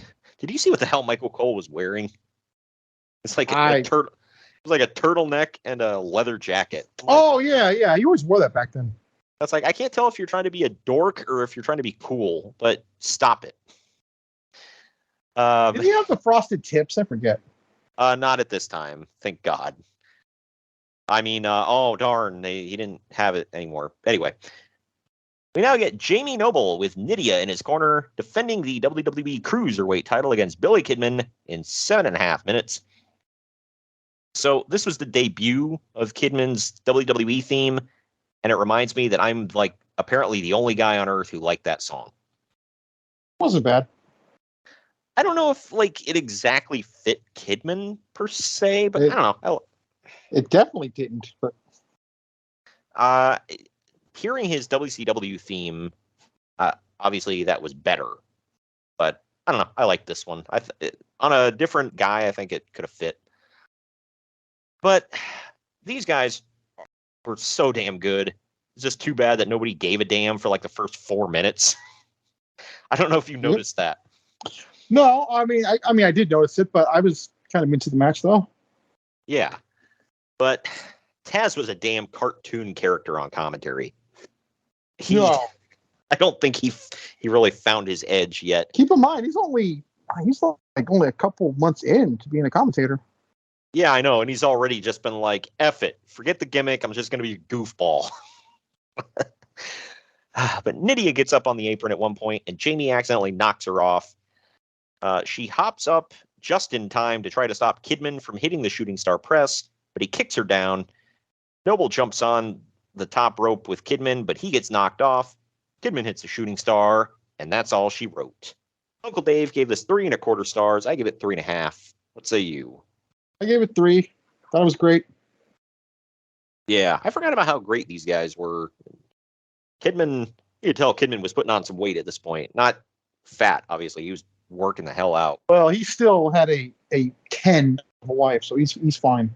Oh, well, yeah. He had to bulk up for that, man. But he's like, well, I'm not a scrawny little dork anymore. Look, I got muscles now. Please don't leave me. Anyway, Kidman actually jumps a rail and exits with the title through the crowd. I don't know why. I love the part when he hops off and that woman's happy to see him, and like she hugs him, but she has her damn cell phone in her ear. It's like celebrating with him. Like, you couldn't turn the phone off. Right. My thing is, I was like, why did he jump into the crowd and like leave? Because he wasn't like celebrating with them. He just kind of like walks through the crowd and leaves. Like, did you notice that? I didn't catch that till now, but I just thought he was wanting to celebrate with him. I guess the night side, he never did celebrate with him. Yeah, he just kind of like hops the railing and walks to the back like through the crowd. And I'm like, you didn't like, slap hands or turn around and celebrate or nothing. You're just like, bye. Anyway. Maybe the bathroom was over there. I was like everybody move, Code Brown. We go backstage where Kurt Angle is watching the monitor, unimpressed. He tells Chris Benoit that if he was unimpressed with his performance. Yeah, right. He tells Chris Benoit that if Kidman can win the Cruiserweight title, they can definitely win back the WWE Tag Titles. Okay, hold on. He said Billy freaking Kidman. Can you get it right? Oh, well, excuse the F Billy out of me. freaking Kidman can win the Cruiserweight title. That should have been his whole name, just like Seth freaking Rollins now. Brilliant. But he says that can happen if Benoit can stay out of the team captain's way. Benoit gets fired up, and Kurt says that they're teammates, and no one is better than them as a unit. We're supposed to be a unit. Sigma unit. He asks Chris what... I'd argue that. Yep. He asks Chris what he says to that, and Benoit puts his hand out to shake. Kurt acts offended and says, I'm not going to shake your hand. Tag team partners don't shake hands. Tag team partners got a hug. And then he hugs Benoit, who looks super uncomfortable. I was like, man. I'm watching this. I'm like, man, is this technically not like on technicality, but like wrestling wise, the greatest tag team in history of pro wrestling? Yeah. What other two can wrestle and do what they did? Name me a duo that can out wrestle them. That's true. That's Everybody else only had like one. Or if they were both good, they're not this good. Yeah, right. Yeah, these two were two of the best in the business at this time. So I might say ever at this point. yeah, that's true. It's hard to argue. But anyway, I guess second would be Benoit and Malenko in WCW. Actually, I think about it. Still a very short list, dude. Yeah. We now see Chris Jericho warming up backstage before switching to a spy camera called F View of Victoria. First of all, pause real quick. What the hell was F View? I don't even remember this. It never went anywhere. So it didn't have a payoff. I don't think so. Seems to be a running gag with these hidden cameras in WWE, huh? Was this the one that caught Vince McMahon pissing on Coach? Yeah. God dang. I just love, like, this was abandoned, never went anywhere, just like the anonymous Raw GM that dragged on and on and on. And then it was that like, did go somewhere. Yeah, I was like, it's Hornswoggle, because that makes sense. Well, but it did have a payoff, though, to the point. Yeah, I guess. Yeah, I mean, technically, yeah. This one just went to, it just didn't pay off with anything, kind of like the white Hummer. But anyway, Victoria is combing her hair in a mirror next to a Trish Stratus cardboard cutout. She stole that from me. I still do that to this day. Anyways. She asks the mirror who the prettiest diva of them all is, and then she starts talking to the mirror like it was a real person who said that Trish was prettier. Victoria says that the mirror is crazy before shattering it and ripping the head off the cardboard cutout. I thought this was great, dude. I really did. Yeah, this was cool. Definitely, I like the Victoria character back in the day, and she was all the way live. So there's that. To this day, she's all the way live. Oh yeah. So is Trish, man. But anyway, up next, we get Trish Stratus defending the WWE Women's title against Victoria in a hardcore match. I know, I was surprised too. It goes 7 minutes and 1 second. Victoria hadn't gotten her All the Things She Said theme yet. It's coming next year. No, next month. Next month? Mm-hmm. Oh, because every video I saw had 2003. I could not find... Yeah, she got it way ahead of time. Oh, okay. Yeah, I couldn't find the actual footage of her debuting the song. So I was like... Well, you'll never see it either, because I think they edit off everything, even on DVD, so it's definitely on Peacock. That sucks. But she's music licensing rights, bro. We're not all Tony Khan, bro. We don't buy the music. But she's coming out to a generic rock theme at this point. But Trish is in full Trish Stratus mode with her theme that we all know and love. There are women involved. She just got, by the way. Yeah. There are women involved, so of course we have to have an ironing board. Victoria gets her. I don't know why you say that like that. Of course. Yeah, right. Victoria gets her nose busted open hard way. She ends up getting distracted by a mirror at one point, but she recovers. In the end, she sprays a fire extinguisher in Trish's face, hits a snap suplex, and covers Trish to win. Uncle Dave gave it a 1.25 stars.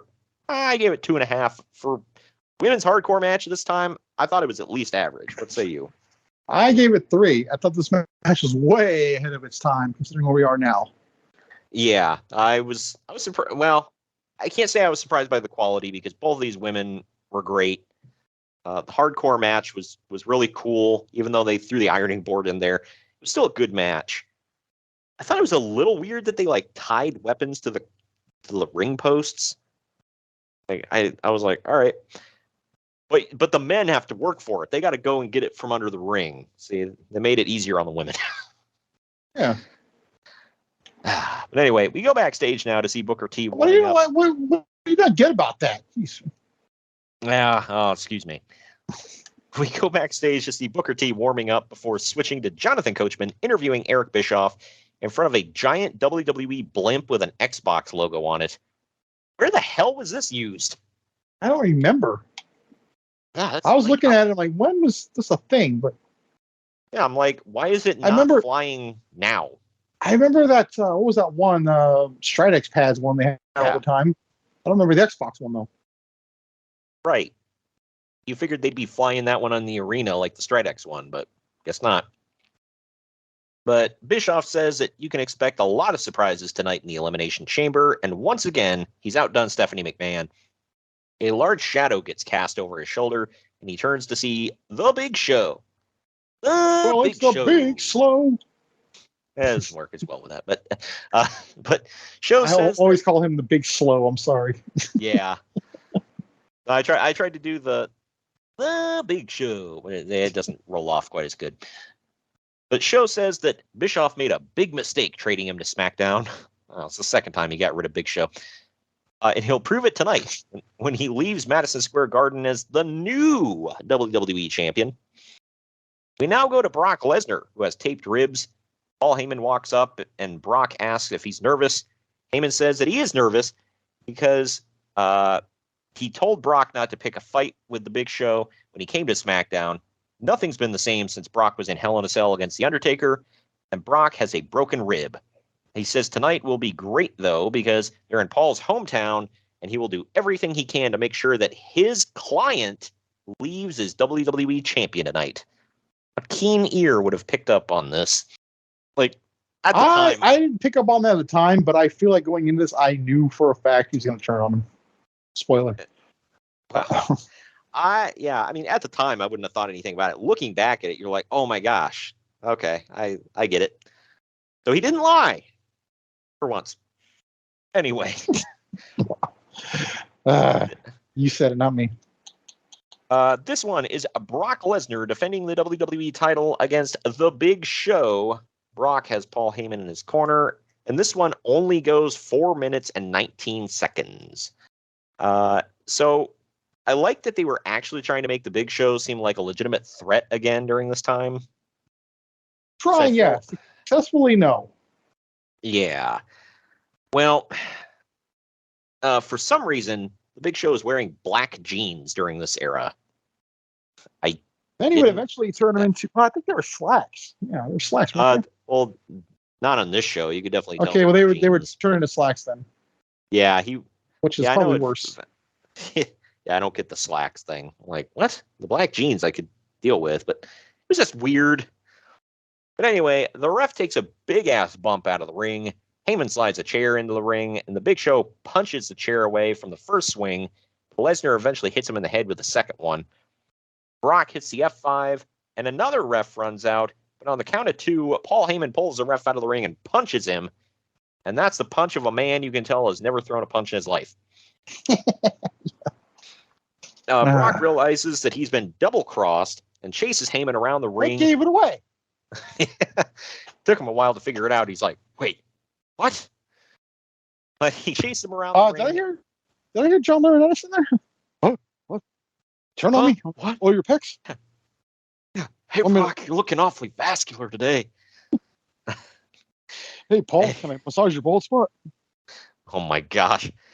Hey, Paul, that's an awfully cool skullet you got there. Cowabunga, dude. Holy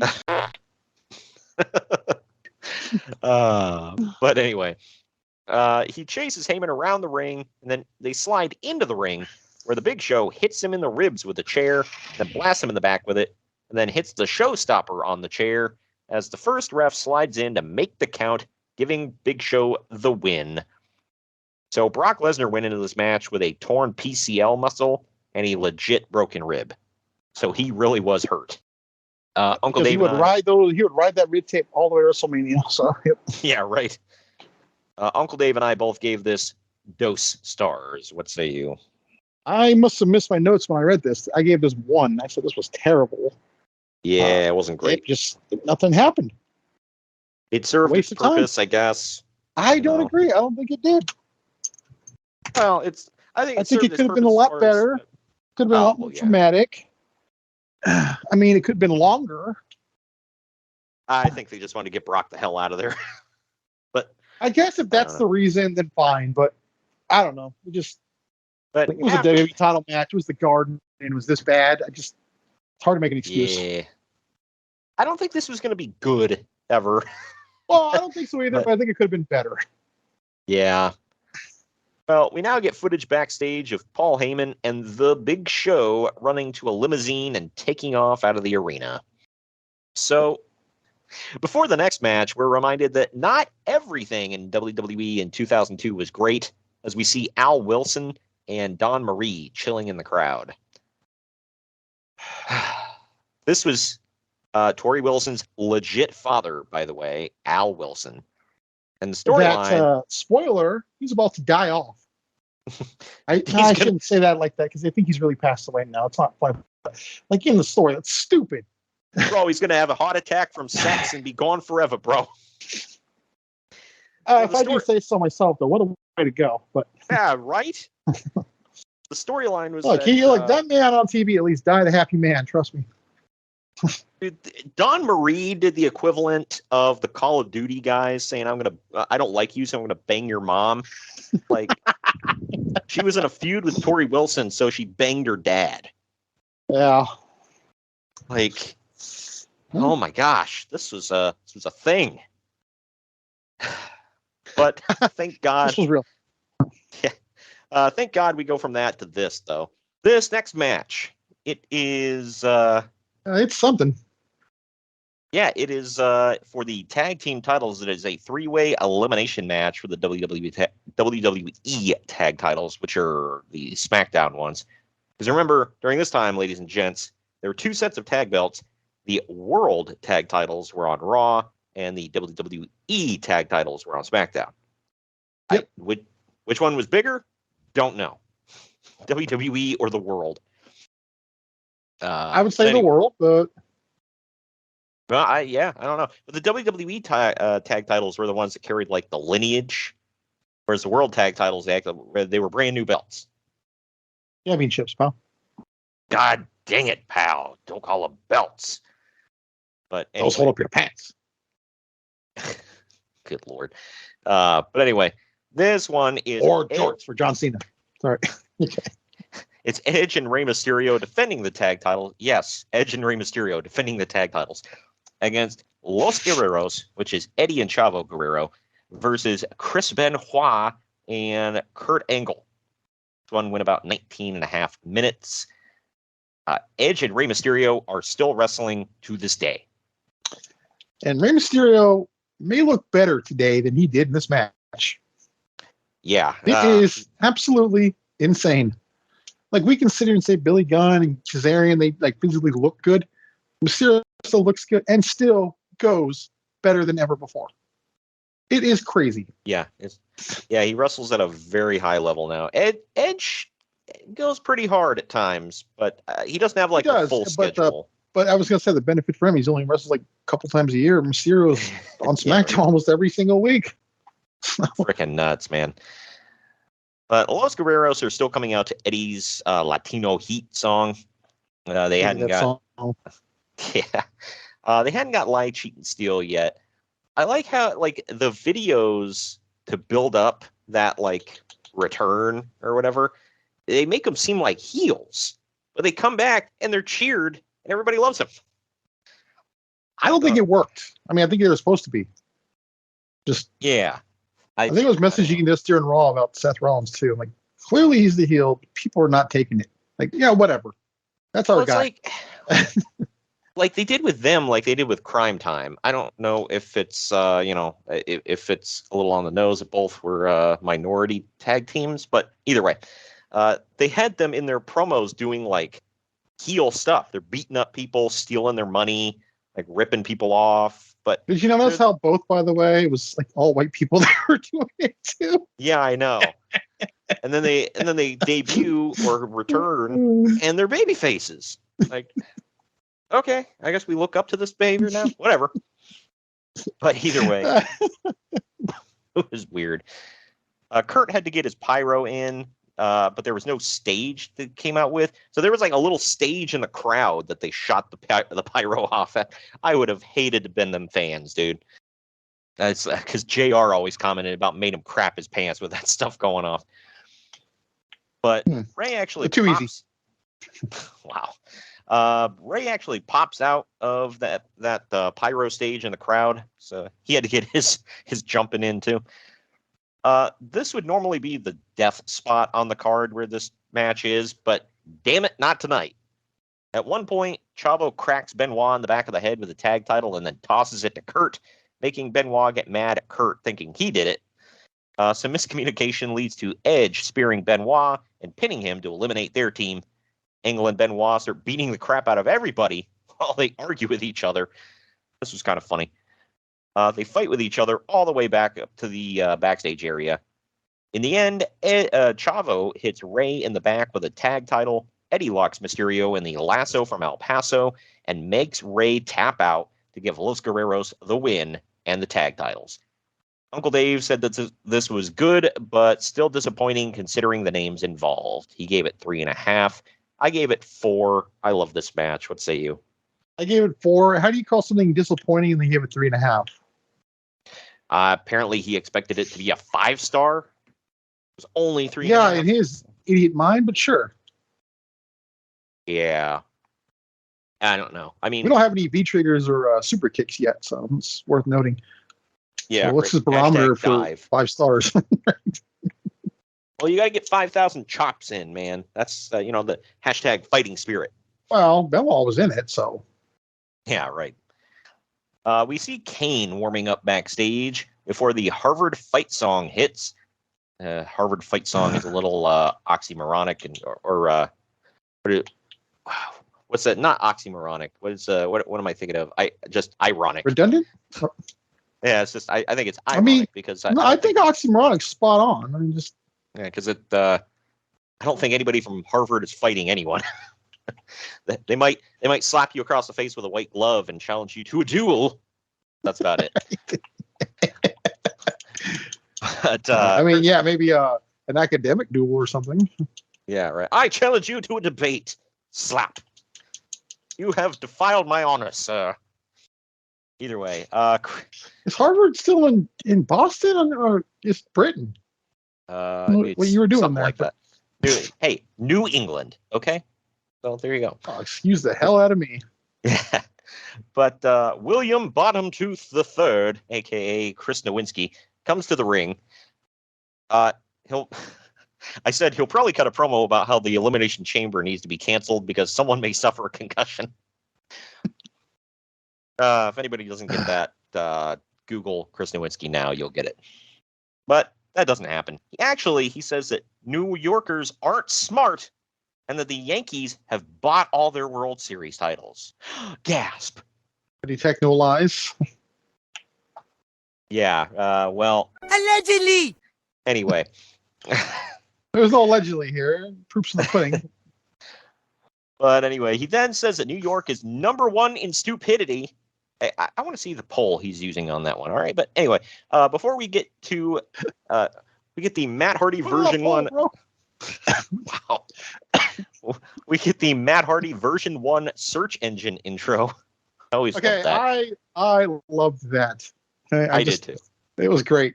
It was stupid facts. I was a low-key fan of Matt Hardy version 1. Anyway, Matt comes to the ring now. We think that he's there to defend New York, but swerve, bro. He says that New Yorkers are losers and that they're sucking the matitude out of him to the point of where he's choking like the Knicks. Oh, man, we get 2 sports references in there. Again, I detect the lies. Oh, wow. Allegedly! And there's a little bit of a lie because in order to choke, you have to be good. Yeah, right. What are they choking on? Like the season? But on commentary, JR asks where this is going, and Jerry Lawler says, I don't know, but it should hurry up and get there. There's another little instance of a Lawlerism later, too. I'll mention it. But. Oh, yeah. There's an argument. There's an argument over if New Yorkers are stupid or losers, but they can't decide. So they decide that they're Lupid, because they're losers and stupid. So, yeah. And this is a Harvard graduate saying this, mind you. Yeah. Oh, yes, I already said it, but Lewinsky went with it. He's agreeing. Yeah. Finally, mercifully, a siren goes off. Never thought I'd be happy to hear that. And we hear, "Holler if you hear me," as the crowd loses their ever-loving minds. Scott Steiner now comes out and sucks up the all the admiration of the MSG crowd.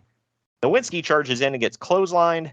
Steiner no-sells some punches from Matt Hardy, and then Scotty takes both men to Suplex City before dumping them both out of the ring and doing some push-ups. He clearly cut out the part where he yells, "Give me the fucking mic."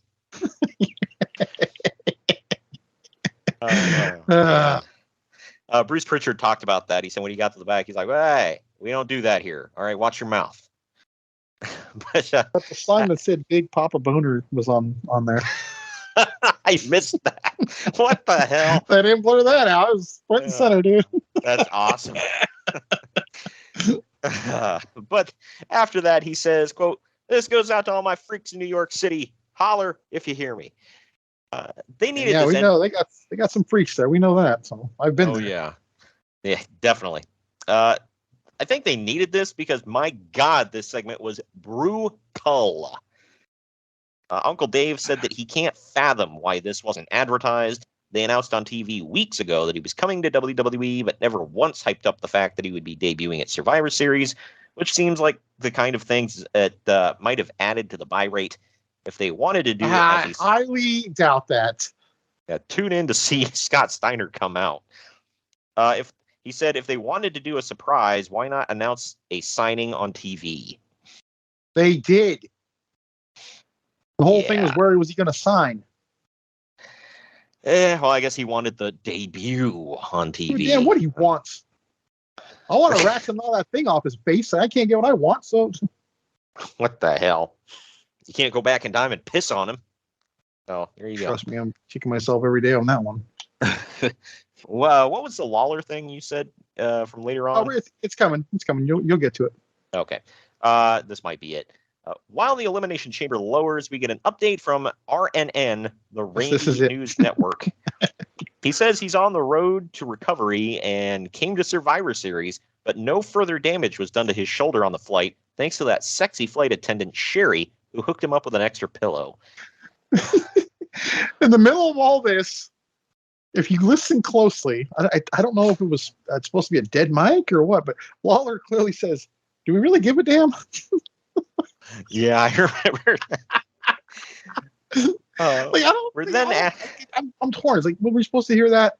I can't flat out say we were. I mean, I don't know. I'm not Dave Meltzer. Only you would know. But I think they crapped on him a couple times during these, so I think that was on purpose. But then he does a 180 right after this and praises it. Yeah. Well, we're then asked to keep sending well wishes to getwellrandy@WWE.com. So I'm wondering, can we send well wishes to that address now? Yeah, right. Might be more now. Yeah. Did you catch when Jim Ross said, "Oh boy, I'm holding my breath"?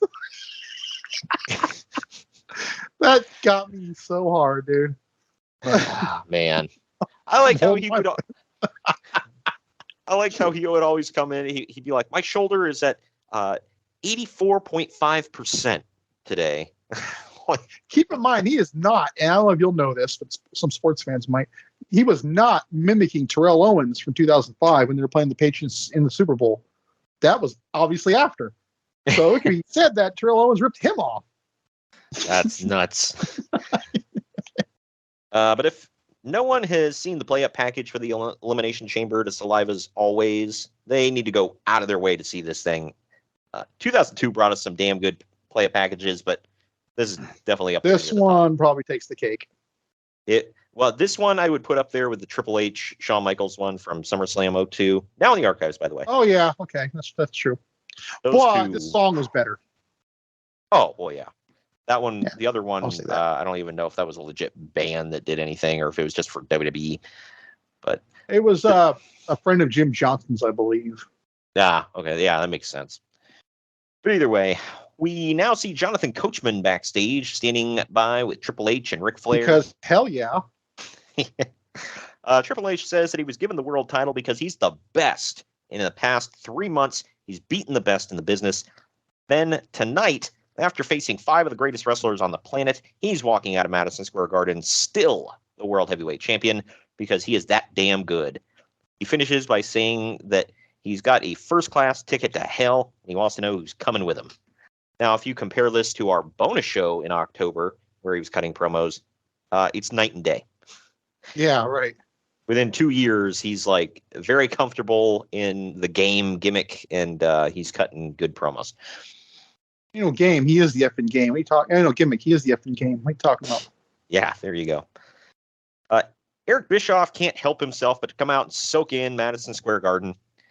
My note on this, I'm like, I think this may be his Garden debut.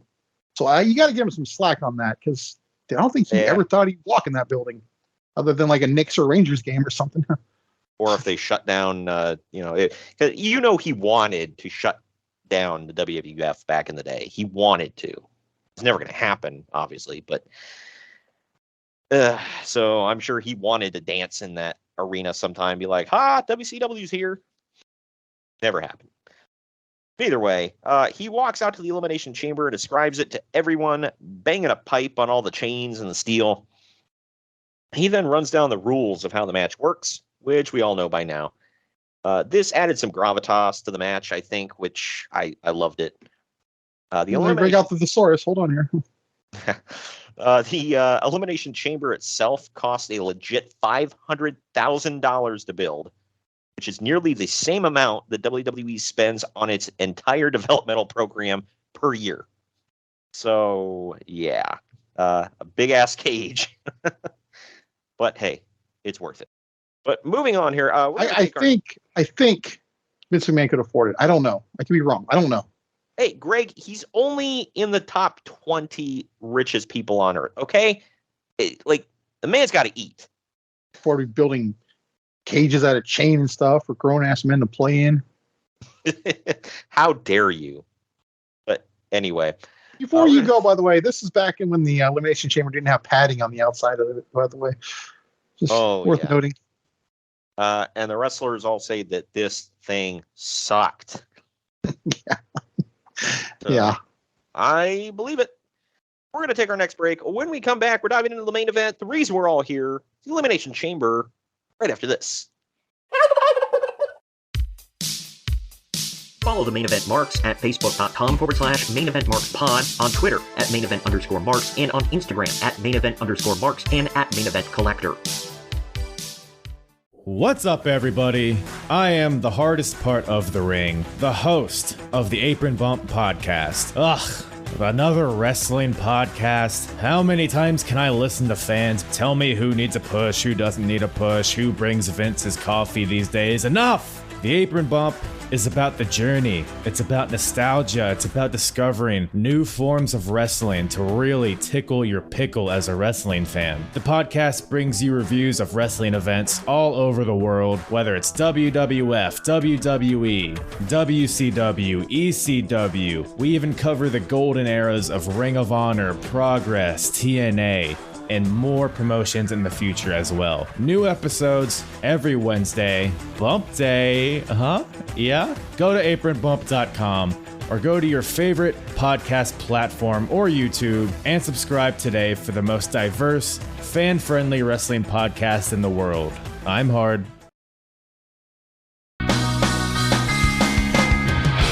Event marks are available wherever you get podcasts and on YouTube. Find all of our links on our link tree at linktr.ee/Main Event Marks.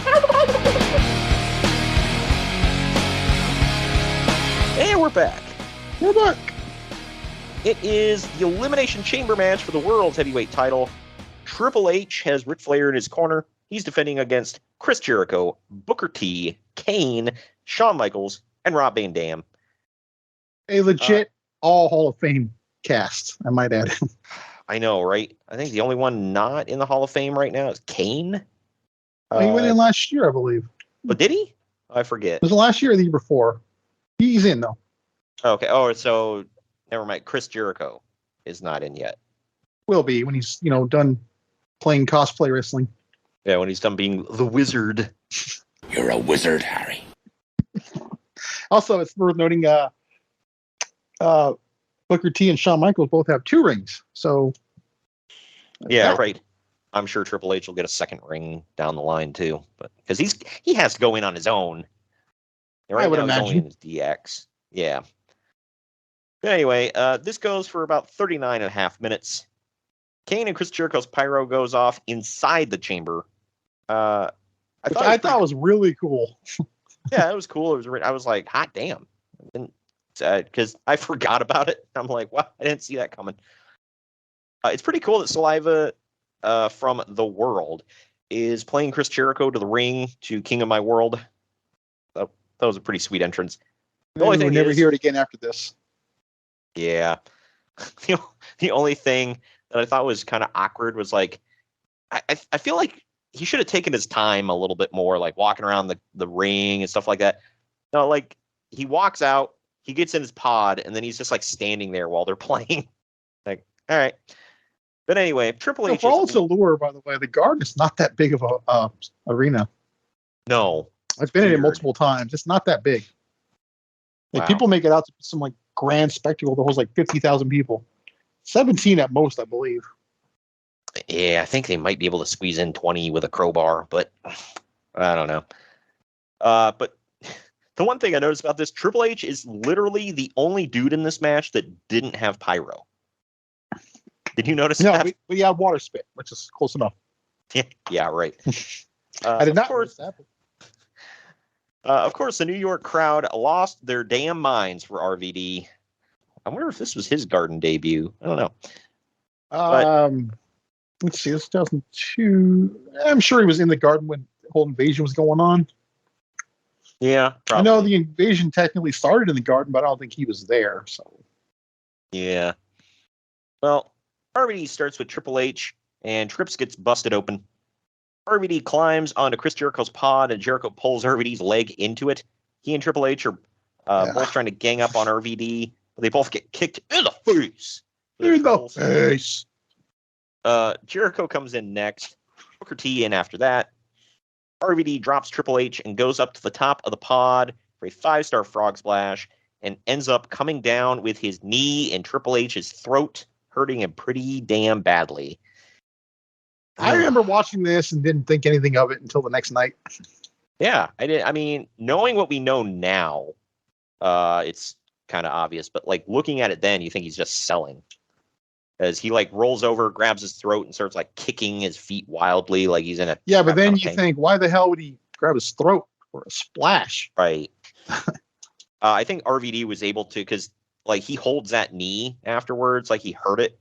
I think he like purposely like saw what was happening right before. He might have saved Triple H's life a little bit by like probably holding his leg up just enough where he didn't completely destroy him.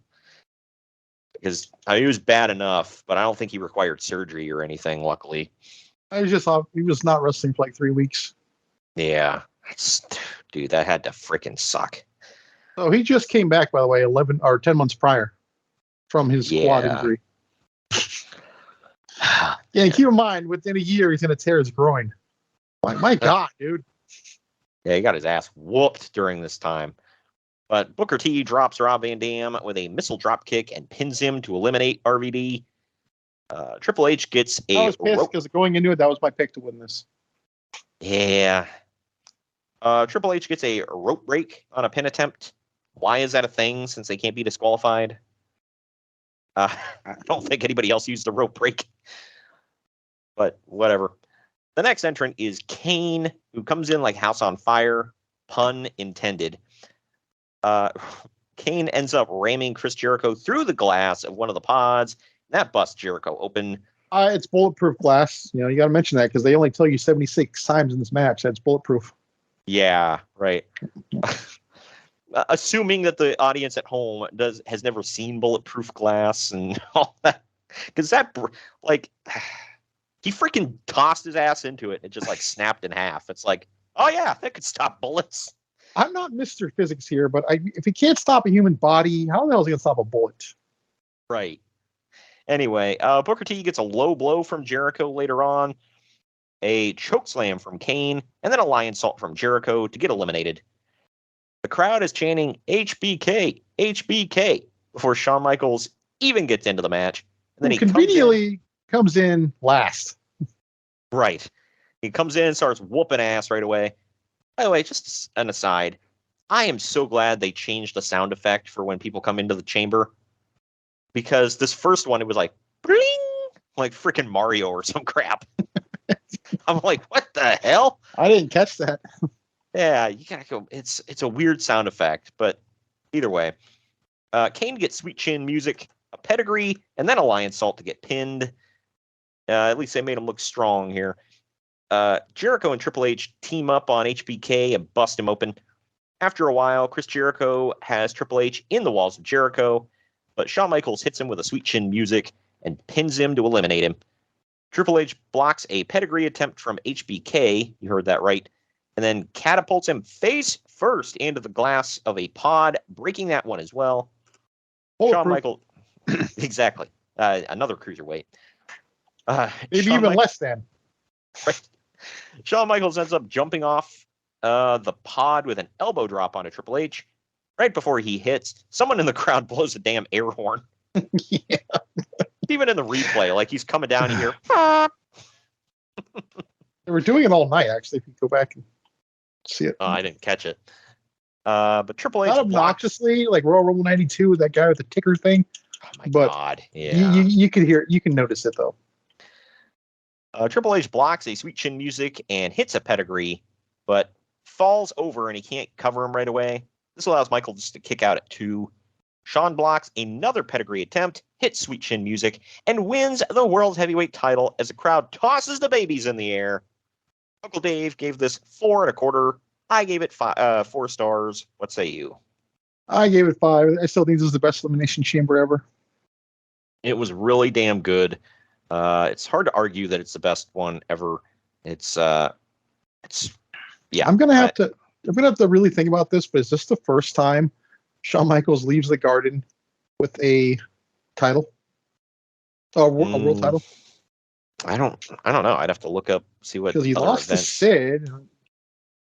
He lost to Sid in the Garden? And yeah, Survivor Series. And I'm not counting house shows, by the way, but I think this may be the first time he leaves the Garden with a world title. Yeah, I don't know. I have to look that up. That'd be nuts. But he wouldn't hold the title long, but that's neither here nor there. 5 weeks? 4 weeks? Whenever the hell Armageddon is. Yeah, because, that made sense. Jim Ross loses his damn mind on commentary, by the way. Fans lose their damn minds in the crowd, and the confetti cannons are going off everywhere. Dude, thinking in an alternate universe, what if Triple H won and then they set off all those confetti cannons and piss off everyone? Oh, man. But that's all coming down as Shawn's celebrating with the title, and JR asks if we believe in miracles. This was a cool moment. Goes down in the annals of time. I liked this as a kid. I like it today. So, getting to this, Uncle Dave says that changing almost every title in the company and putting the Raw title on Shawn Michaels, all sort of reeks of panic booking with no long-term plan. Changing all the belts at once makes none of the title changes feel important or special. Los Guerreros won the SmackDown tag titles for the third change in the 28 days these titles have existed. All right, I'll give him that. I'll give him that. Yeah. The Cruiserweight and Women's titles both changed hands, and neither has been built up in any way that matters, changing them on the show felt pointless and would have been better served to add some excitement to the TV shows. The Raw title is now on a guy who doesn't work house shows or even TV matches right now, and the SmackDown title is on a guy widely considered to be the laziest wrestler in the company. Both those would be fixed in a month. So, ironically, this WWE title would go to probably the best wrestler in the company. Who'd he lose it to again? Kurt Angle. Oh, right, yeah. Doesn't Paul Heyman switch allegiances there too? Yeah, he's the only guy in history to manage 3 straight WWE champions. That's freaking nuts. Yeah, because he keeps turning on him. It was the same thing with Sunny in 1996, I believe. She managed 3 straight tag champions because she kept turning on him. There you go. So is Paul Heyman the Sonny of the 2000s? He's close. There you go. I mean, they probably wear the same cup size. I'm kidding. Good Lord. He wasn't that big back then. I'm kidding. But I also had a ponytail back then. Yeah, right. Felt that need to be said. But yeah, I don't know. I thought it was so stupid that they switched the title off of Michaels in a month. Like, they built this, oh man, he's the champion. He came back. It's all triumphant, and it's gone. And it's gone. It's gone. It's all gone. Like, why? And he never got it again. Yeah. Why? I don't know. That's the only part of it that pissed me off. But the moment was cool, so there's that. I guess we'll take our final break. On the other end of this, we're going to tell you we're going to tell you the final ratings of the show and what's coming up for the rest of the month on the podcast. Follow the Main Event Marks at facebook.com/Main Event Marks Pod, on Twitter at Main Event _Marks, and on Instagram at Main Event _Marks and at Main Event Collector. Good morning, good afternoon, good evening, and good night. My name is Thomas, and what's your name? I'm Alan. Yeah. We're brothers.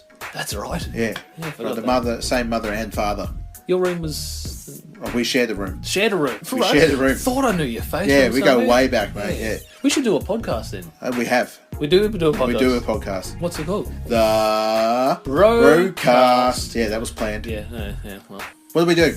Well, we cover all different things in the world of pop culture. We're talking about comic books, we're talking about professional wrestling, and we're talking about movies. Go back and watch classic retro wrestling events, the likes of WWE, WCW, and if you do like that, you can check us out on Apple iTunes, also on Podbean, Anchor, and on Podknife. Also check us out on Twitter at The Broadcast. That's BROKAST. Nearly stuffed up the ending. No, it's all right. Good on you. Yeah. Instagram also at The Broadcast Podcast. Remember, we don't spell it with a C. We spell it with a K. Sorry, mate. Take it easy. The Main Event Marks are available wherever you get podcasts and on YouTube. Find all of our links on our link tree at linktr.ee/Main Event Marks. And we're back. Final ratings time. IMDb gave this 8.1 out of 10. CageMatch.net gave it 9.13 out of 10. I gave it a 9 out of 10. It's damn close to perfect. What say you? Solid A-. That WWE title match dragged you down for me, but... Yeah. There were a few things on the show that, I wasn't, jumping for joy over. But all in all, it's another hit for the year 2002. They brought some bangers this year, man. Yeah, they're bringing bangers. Yeah, they're panic booking. Interesting. Yeah, well, according to Dave, they're booking like this because business keeps going down and whatever. And they're suffering because who's against them? Yeah. Well, in retrospect, the reason for this, the ratings were going down. Whatever, I get that. But it was kind of evening out because the war, quote unquote, was over. There was no competition. And yeah, I mean, you had the WWE fans sticking around. The WWE, or the ones that follow WCW and ECW, some of them stuck around, some of them dropped out. It is what it is, man. So, but either way, it was a cool down period for the industry as far as ratings and whatnot. But I still loved this time in WWE. I'll never not love it. But what's coming up on the podcast, man? I'm excited about it. Yeah, we got a month where nothing's coming up. I mean that literally. I'm not going to barf. This is a good one. Yeah. Well, because we've had some stinkers in 2023. Looking ahead. 22, sorry. I was going to say. Well, yeah, we have. We've had some stinkers, but you know what? We've managed to have fun with all of them at least. So I should clarify the pay-per-view stinkers. Our show is right. Fun. Yeah, I thought so. Be careful how I word that. Yeah, right. That is correct. But anyway, coming up on the podcast next week already is double main event week. And you know what that means, man? That's insane. Yeah, I know. Well, you know what that means for next week, man, is we're cutting into the bird. Next week is I can't wait. week. Finally, holidays I give a damn about. Yeah, right. Sorry, I don't like many holidays. People crap me for it. I don't care. But Thanksgiving, Christmas, those are my ones. Yeah, I try to get into more holidays and whatever, but yeah, I don't know. This year I kind of got into Halloween. I was forced into it, but yeah, it was fun. But when you do a bunch in the month, like I feel like October freaking dragged the hell on forever. So I'm glad it's done. Mariah Carey has come out of her slumber and Good Lord. And she is singing All I Want for Christmas Is You. So happy holidays, I guess. I don't know. Either way. I mean, I'm not stopping her from having me, by the way. That's her decision. But yeah, it's like I'll wrap a bow around me, but I don't know if I'm what you're looking for, but whatever. Your song says otherwise.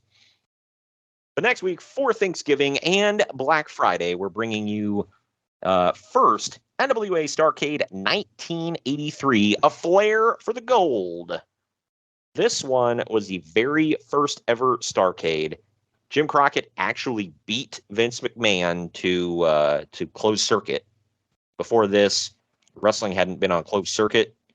He was the first to do it. And then Vince said, well, damn it, I'm beating him to pay-per-view. And then he kept kicking him in the nuts every time he tried to run a pay-per-view. So that's because Crockett would run TV against pay-per-view. Yeah, right. Which I guess in hindsight, more people probably watched that, but more money was made on pay-per-view, if I'm correct. That is correct. So I had to get it in one more time.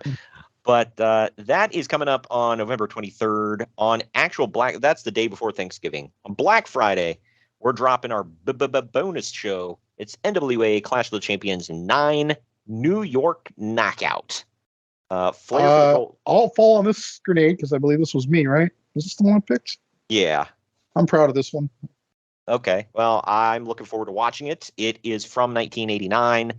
That was hit or miss. Keep in mind, these shows are usually one-match shows. You gotta go in knowing that.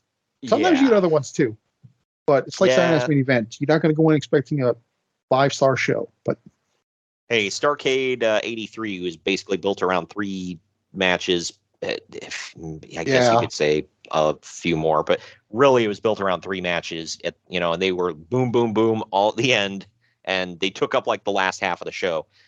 So the first half of the show is a little rough to get through, but either way. But yeah, New York Knockout, that was the one. The main event is Ric Flair versus Terry Funk in an I Quit match. Oddly enough, Starrcade 83 and Clash of the Champions 9, Flair is in the main event as a babyface for both of those shows. I didn't think about it when I made the schedule, but it worked. Well, he is because Funk made him be one by attacking him. I think he reverts back after this. Yeah, right. Yeah, because I think Flair was kind of like a tweener sort of before this, whatever. Yeah, sort of. But then after Funk pile drove his ass through a table, and he was a babyface after that. That does it for that one. Thank you for joining me today, Greg. Yep. We will see you next week with NWA Starrcade 83 and Clash of the Champions 9 New York Knockout.